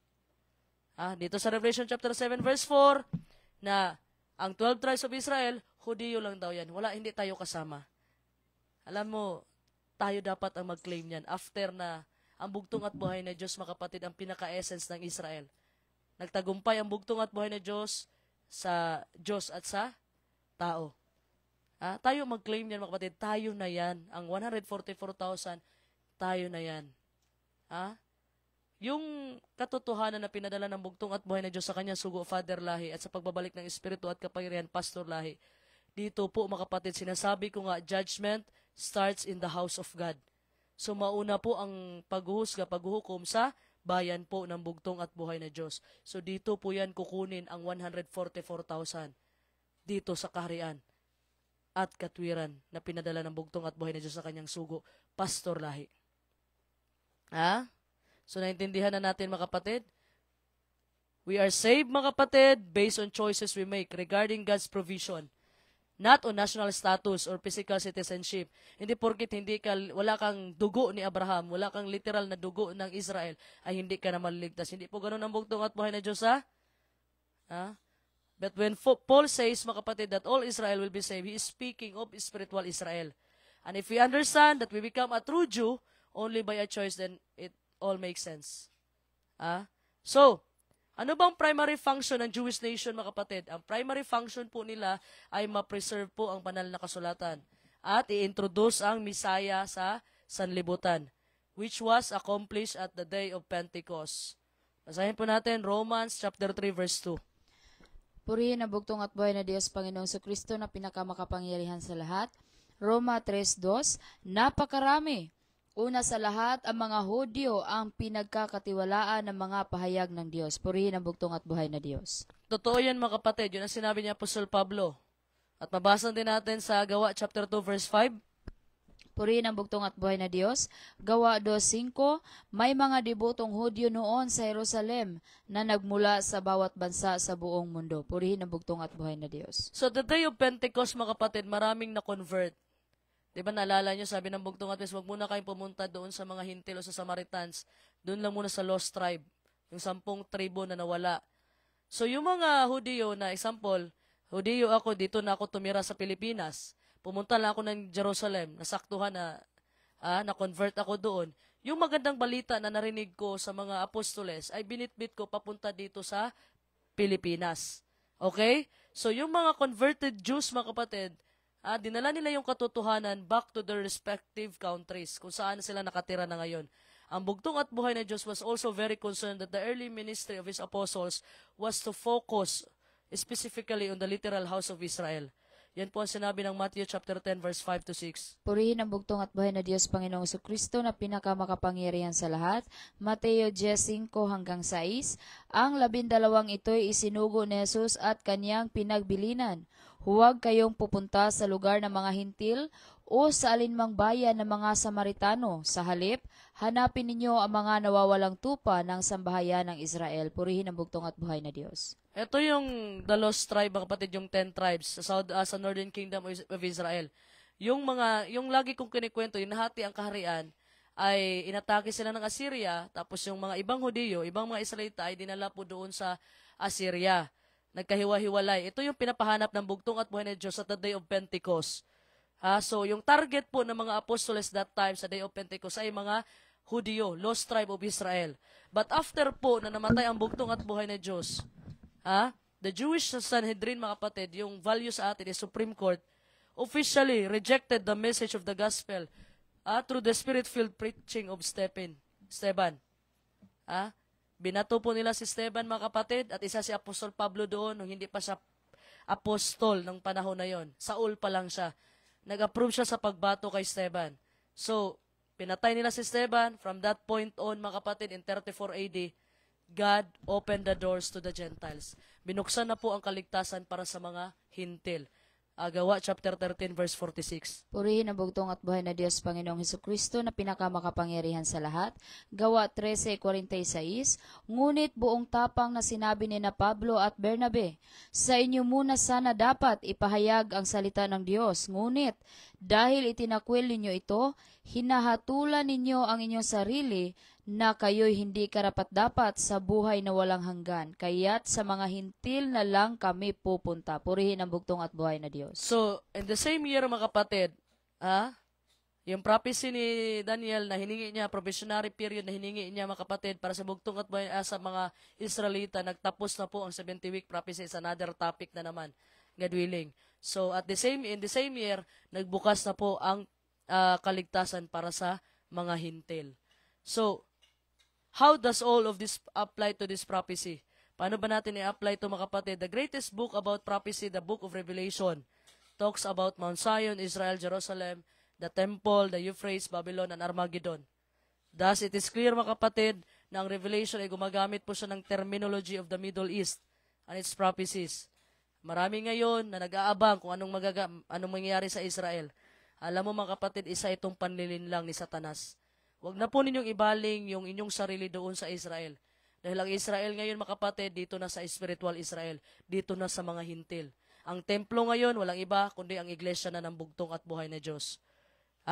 Yun na po, mga kapatid. Remember, mga kapatid, na nung unang pagbaba ng bugtong at buhay na Diyos dito sa sanlibutan, the first time, alam mo yung ginawa ni Satan, mga kapatid?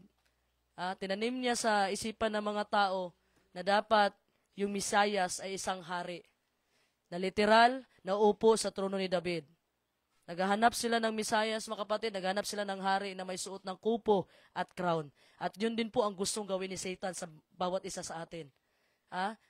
Na gusto ni Satanas na pag nabasa natin yung 144,000, iliteral natin na iintindi yun para hindi tayo masama dyan. Mali po yan, mga minamahal ko, mga kapatid. Huwag po tayo magpapalinlang kay Satanas. Kasi tayo po na pinadalhan ng sugo ng bugtong at buhay na Diyos, tayo po itong 144,000. Pag hindi ka nasama sa 144,000, lagi kong sinasabi, hindi para sa iyo ang malaking hukbo o great multitude. Hindi pwede na sabihin mo, doon na lang ako si Sir. No, kasi po nakadesign po itong great multitude, mga kapatid. Mako-convert po itong great multitude sa pamamagitan ng kapangyarihan ng bugtong at buhay na Diyos under the preaching of 144,000. So dahil alam mo na yung katotohanan, tapos hindi mo tatanggapin, mga kapatid, na yung 144,000 is tayo yan, ay, mga kapatid, pasensya na lang po. Hindi mo i-claim yan, wala na akong magagawa sa bagay na yan. Satan is doing the same thing today with the subject of Israel. Gusto niya tayong ilinlang na lahat ng propesiya dyan sa Revelation, lalong-lalo na itong 144,000, ay para to sa mga Hudiyo lang at hindi kasama tayo na mga hintil. In which sinasabi ko nga, mga kapatid, na tayo nanampalataya, tayo nagpabautismo, ay nagiging ganap na tayo na spiritual Israel ng bugtong at buhay na Diyos. It is clear, mga kapatid, na ang Revelation ay nag-center po ito sa ating bugtong at buhay na Diyos. And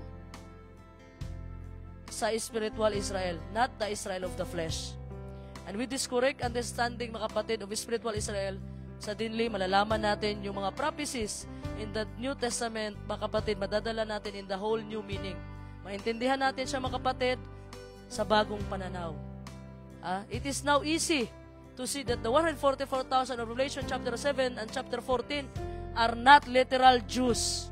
Okay? Hindi literal na mga Hudyo ito, mga kapatid. After all, sa study na ginawa, na binigay sa atin ng bugtong at buhay na Diyos.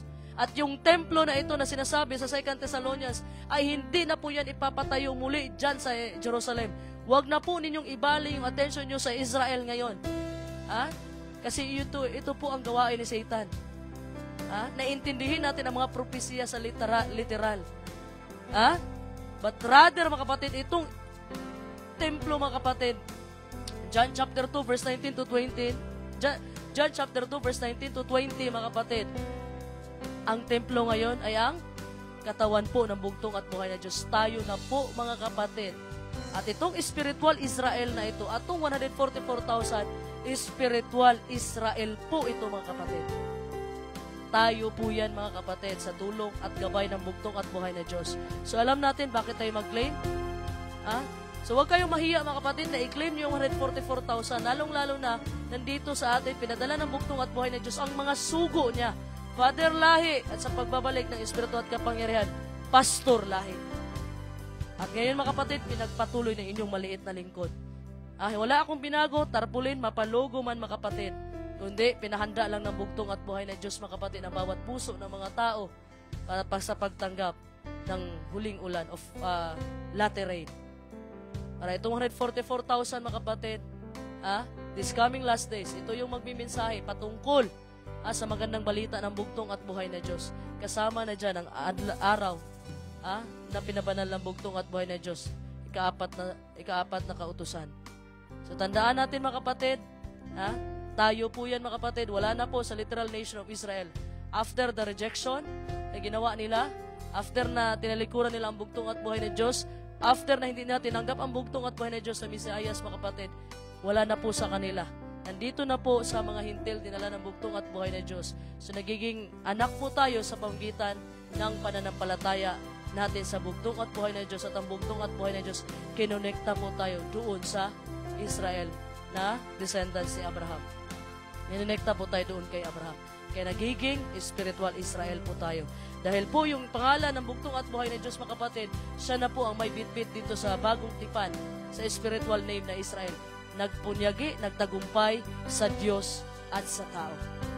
Yun lamang po, mga kapatid, at sana'y sa tulong at gabay ng banal na Espiritu ngayon na intindihan natin ang punto ng bugtong at buhay na Diyos. Na itong Revelation, tandaan po natin, Revelation chapter 7, verse 4, 5, 6, 7, 8, na 12 tribes of Israel, ay hindi na po ito naka-address sa literal nation of Israel, kundi sa atin na mga spiritual Israel. Purihin ang bugtong at buhay na Diyos, mga kapatid. Yan lamang po sa ngayon, ang lahat po ng kapurihan, ang lahat po ng karangalan ay binabalik po natin yan, lahat sa bugtong at buhay na Diyos ng mga Diyos. So magbasa muna tayo ng comment. At magandang gabi sa aking butihing ina, nanood siya ngayon, Sister Mila Tixon. Nagpadala ng heart.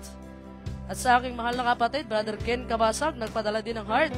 At sabi ng ating Back to Christ Apologies, Gilbert Libon Pasil Apologies, Shalom Alekim, Alekim Shalom. Manood po kayo ng live niya, mga kapatid. Araw-araw, minsan nagla-live siya umaga, pero yung live niya talaga na permanente ay sa hapon. Kasi sinabihan ko siya mag-topic siya patungkol sa 144,000. So, mas broad po yung topic niya, mga kapatid. Dito kasi sa akin, pinagkasya ko sa isang oras, mga kapatid, yung pinakaugat lang, mga kapatid. Pero kung gusto nyo pa makarinig patungkol sa 144,000, ay manood po kayo sa live niya kasi mas broader po yung topic niya doon sa 144,000. Sabi natin, mahal na nanay, Yoli Fonte, amen po. Okay, nagpa-heart ng ating mahal na Elder Joseph Badilla, Sister Elena Neri, ang sekretary ng kaharian, amen. Sister Sheena Labad, amen. Sabi naman ng ating mahal na kapatid, Sister Irma Hinita, amen po. Elder Eli Gulles is still watching. Elder Maximino Labad at sa Labad family. Magandang gabi sa inyong lahat dyan. Sabi natin mahal na Pastor Joseph Fonte, amen. Sabi natin aking mahal na kapatid, 2 kinds of Israel, flesh and spiritual. Tama. So may natutunan ka talaga ngayon, Sa aking kapatid, lagi namang may natutunan to . Dalawang Israel na, flesh Yun po yung pinanganak sa dugo, yun po yung pinanganak yung parang pinanganak ka ng nanay mo, flesh yun. Yung spiritual Israel, ay ito po yung pinanganak mga kapatid, sa pananampalataya sa bugtong at buhay na Diyos. Sabi naman ni Commander Adsa, to Christ, God be the glory. Sabi natin mahal na Pastor Jason De Leon, Amen. Amen! Okay? So, ang mangyayari mga kapatid, pahabol lang. Kung gusto magkaroon ng kaligtasan ng Israel ngayon, pupunta sila sa mga hintil. Kung dati kabaliktaran, ang hintil ang pupunta sa Israel ngayon, nung ilipat na ng bugtong at buhay na Diyos ang kaharian mga kapatid, nilipat na. So ang Israel na ngayon, ang makikinig sa mensahe ng mga hintil, spiritual Israel. Yun po ang mangyayari mga kapatid. Sabi ng ating mahal na kapatid, ang mahal sa buhay ng ating sound engineer, Sister Queenie Kabahog, all glory belongs to God of all gods, Jesus Christ. A blessed evening to all viewers of Pastor Lahi Live, especially to our beloved Sister Deborah Israel Nadela Lahi from Biloy family. Shalom Aleichem. Aleichem Shalom, Sister Queenie Pamintawan Lahi, kasama ni Caleb, Isaac, at Baby Shibang. Sabi naman ating mahal na kapatid, ang mahal sa buhay ng ating mahal na Pastor Arman, Sister Lesel Pagunasan. Isang mapagpalang gabi, mahal na Sister Deborah Israel Lahi, at sa iyong mga kasamahan dyan. Magandang gabi po, Sister Lesel.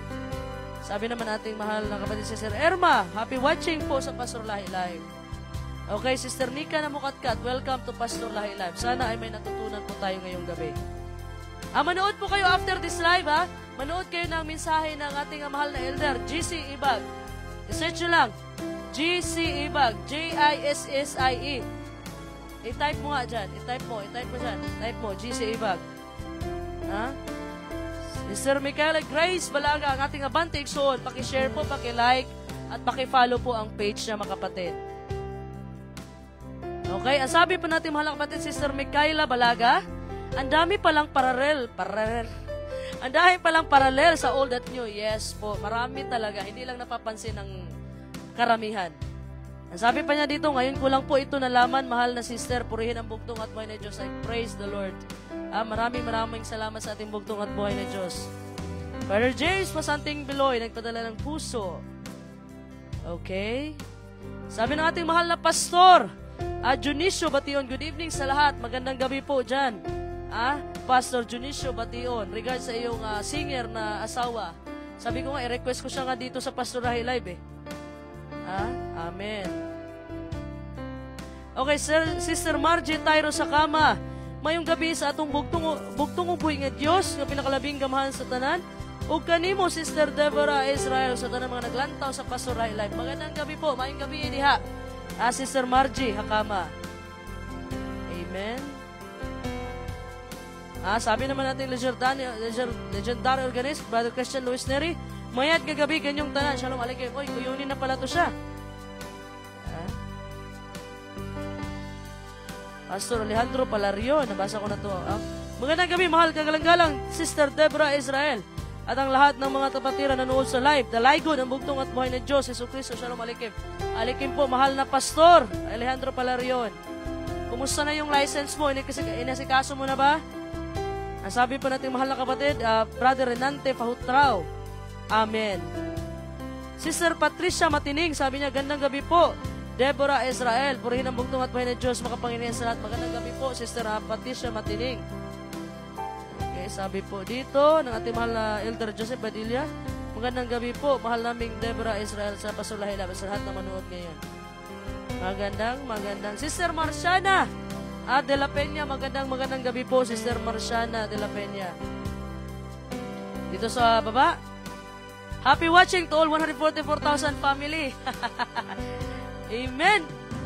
Purihin ang bugtong at buhay na Diyos. Sabi po nating mahal na Pastor JC Rico, maraming salamat at nagbigay ng feedback ang ating mahal na Pastor Jess.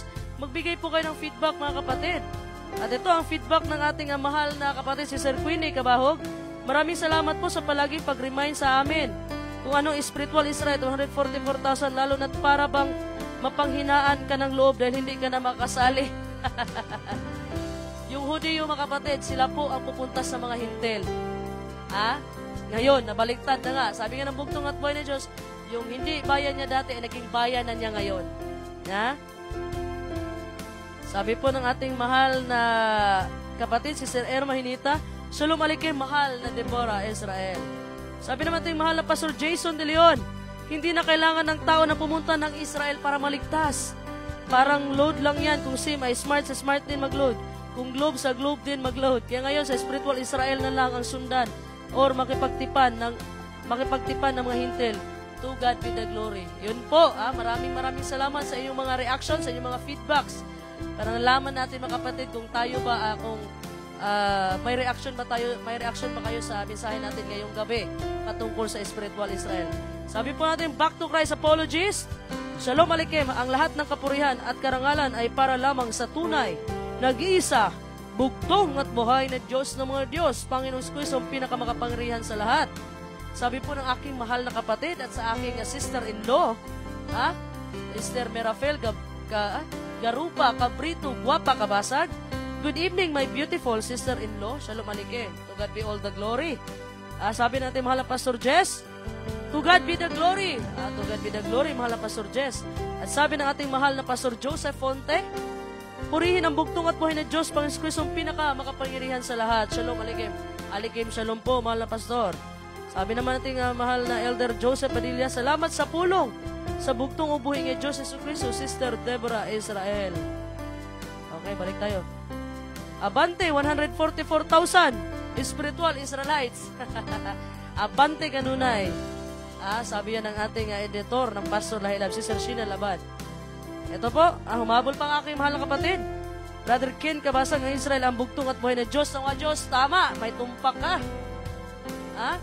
Yun po yung spiritual Israel, ang bugtong at buhay na Diyos. Bitbit niya ang spiritual na pangalang Israel. Nagtagumpay sa anong paraan? Sa pagpapakumbaba. Kahit anong pang dinaanan ng bugtong at buhay na Diyos, ipinako na siya doon sa Kalbaryo ng Cross. Sabi niya, Ama, patawarin mo sila dahil hindi nila alam ang kanilang ginagawa. Ganun po mga kapatid. Nagtagumpay na po ang bugtong at buhay na Diyos. That's why, tinawag tayong spiritual Israel dahil ang Israel nagtagumpay sa bugtong at buhay na Diyos at nagtagumpay sa tao. So, kung hindi mo ito i-claim mga kapatid, ang 144,000 ay parang sinasabi mo mga kapatid, natalo ka na ni Satanas. Dapat mapabilang ka sa 144,000 kasi nagtagumpay na. Ano yan mga kapatid? Propesya na yan. Yung sinasabi dyan, manifestation na yan na nagtagumpay ka sa Diyos at sa tao. So, ibig sabihin, itong 144,000 magtatagumpay ito dahil sa bugtong at buhay na Diyos. Maraming salamat po sa inyong lahat sa patuloy na pagtangkilik sa Pastor Lahi Life. Maraming salamat mga kapatid. Tayo po ay malaking pasasalamat natin sa bugtong at buhay na Diyos na nagpadala po siya ng mensahe dito sa inyong maliit na lingkod. At hindi po ako ang nagsalita, kundi ang banal na Espiritu. Kasi kung ako lang mga kapatid, hindi talaga ako marunong sa bagay na ito. So, dahil po sa banal na Espiritu, yun po ang nagmensahe sa inyo ngayon, ang banal na Espiritu ng bugtong at buhay na Diyos. So maraming salamat sa lahat. Pahabol po ang ating mahal kapatid, si Sir Sheena Labad. Paubos ang Iksoon, bisag baby ayon, dauton, ubutang-butangan, abante gihapon, abante Iksoon. Manood kayo ng live ng ating mahal na Elder GC Ibag after ng live ko. Message siya kanina. So maraming salamat. Manalangin bago matulog. At ipanalangin niyo din po ang ating mga mahal na mga pastor at elder. Ang ating bansa, ipanalangin niyo kasi nagkagulo na sila patungkol sa kautusan. In which nag-umpisa ito sa bayan ng Diyos at umpisa sa atin na pinagtatulunan yung kautusan. Ang sabi ni Erwin Tulfo, we should bend the law. Naging law bender na siya. So maraming mga memes ngayon na lumalabas sa Facebook mga kapatid. We should bend the law in order mga kapatid para ma-please ang mga tao. Ayun na. May naalala lang ako patungkol dito. Para ma-please ang tao ay nilabag ang sinabi ng bugtong at buhay na Diyos sa Efeso 4:5. There's only one faith, one God, and one baptism. Iba yung pagka-baptize niya para ma-please yung tao. So mga kapatid, hindi po natin pwedeng baluktutin, basta, yun na yun mga kapatid, hindi natin pwedeng ibaluktot yung kautusan ng bugtong at buhay. No one is above the law. Law is law. Yun na yun mga kapatid. Pinag-aawayan nila yan ngayon. Patungkol itong flood control na ito. So, nagsimula yan sa atin. Nagtopic ako ng patungkol sa kautusan. Ngayon, lumabas na. Kasi nag-umpisa yan sa bayan ng Diyos. Ngayon, lumabas na dito na sa bansa natin. Panalangin po ninyo ang ating bansa. Ipanalangin po ninyo ang Presidente, ang Vice President, Sara Duterte. Ipanalangin po ninyo ang ating former President, Rodrigo Roa Duterte. Ipanalangin po ninyo mga kapatid ang ating bansa, ang buong sanlibutan. Ipanalangin ninyo. At ipanalangin nyo, isama din po ninyo ako sa inyong mga panalangin, mga kapatid. Ha? Na tayo pa ay puspusin ang bugtong at buhay na Diyos ng banal na Espiritu para tayo, mga kapatid, ay makapag-live pa sa tulong at gabay ng bugtong at buhay. Maraming salamat sa inyong lahat. Huwag kalimutan na manalangin bago matulog at manalangin pagkagising sa umaga. At kung may makasalubong ka, sabihin mo mahal ka ng bugtong at buhay ng Diyos. Maraming salamat. Shalom Aleichem.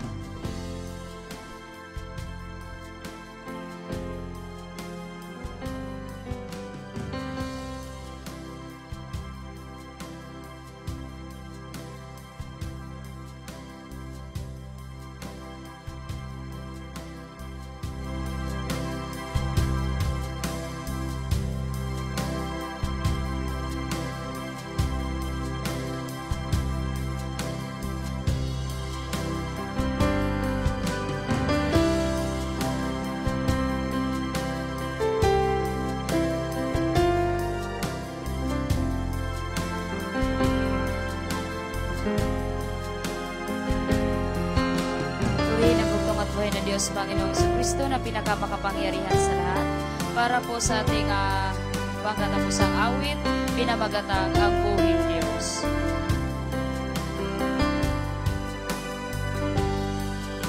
Ang buhing Diyos, mao si Kristo, siya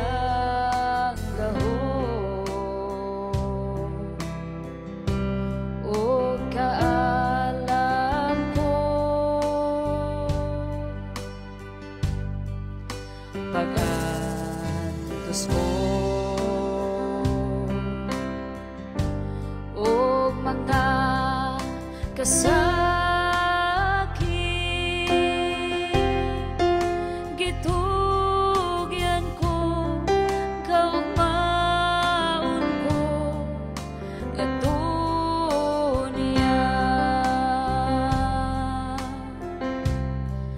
nagpuyo siya sa akong kasing-kasing, nagpuyo siya ning akong dughan,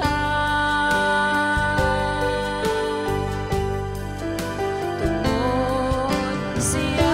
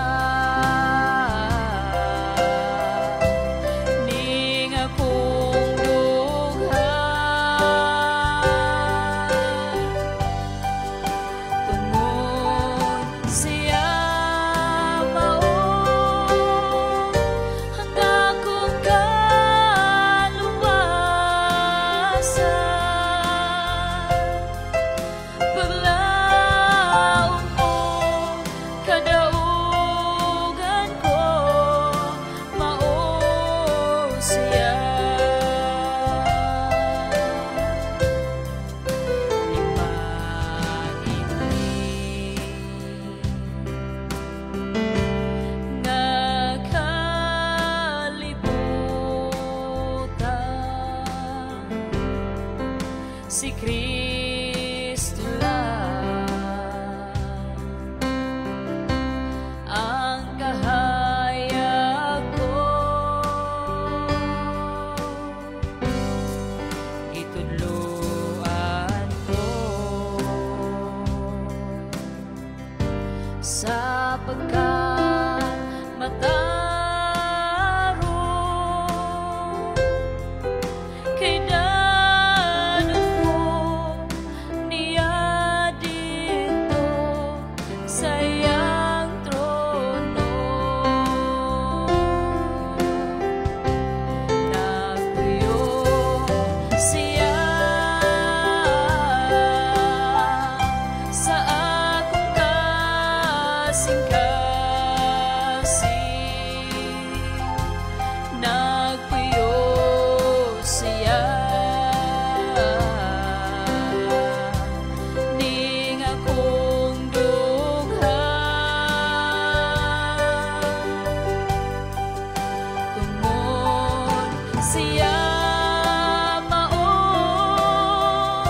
ang akong kaluwasan.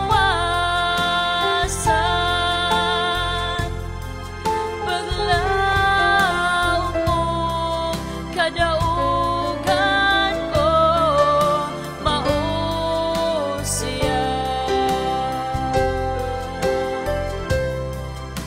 Ani harian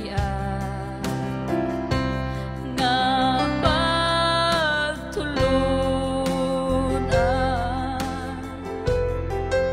mao'y sugat sa kalimutan.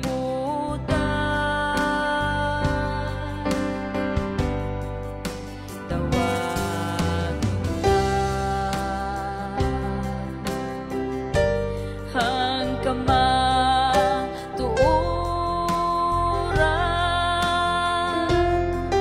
kay mao kini ang gisulti sa kasulatan.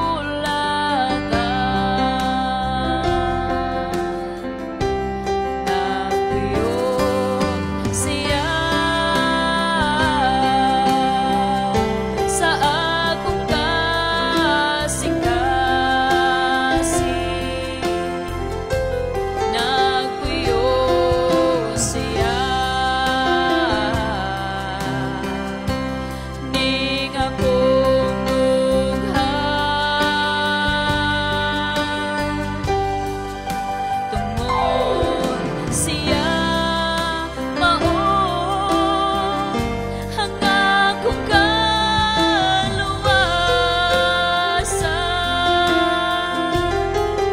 Paglaom mo kadaugan ko,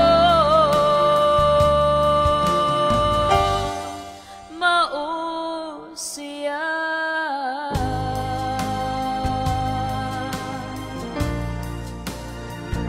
Purihin ang bugtong at buhay na Diyos, Panginoon sa Kristo, na pinakamakapangyarihan sa lahat.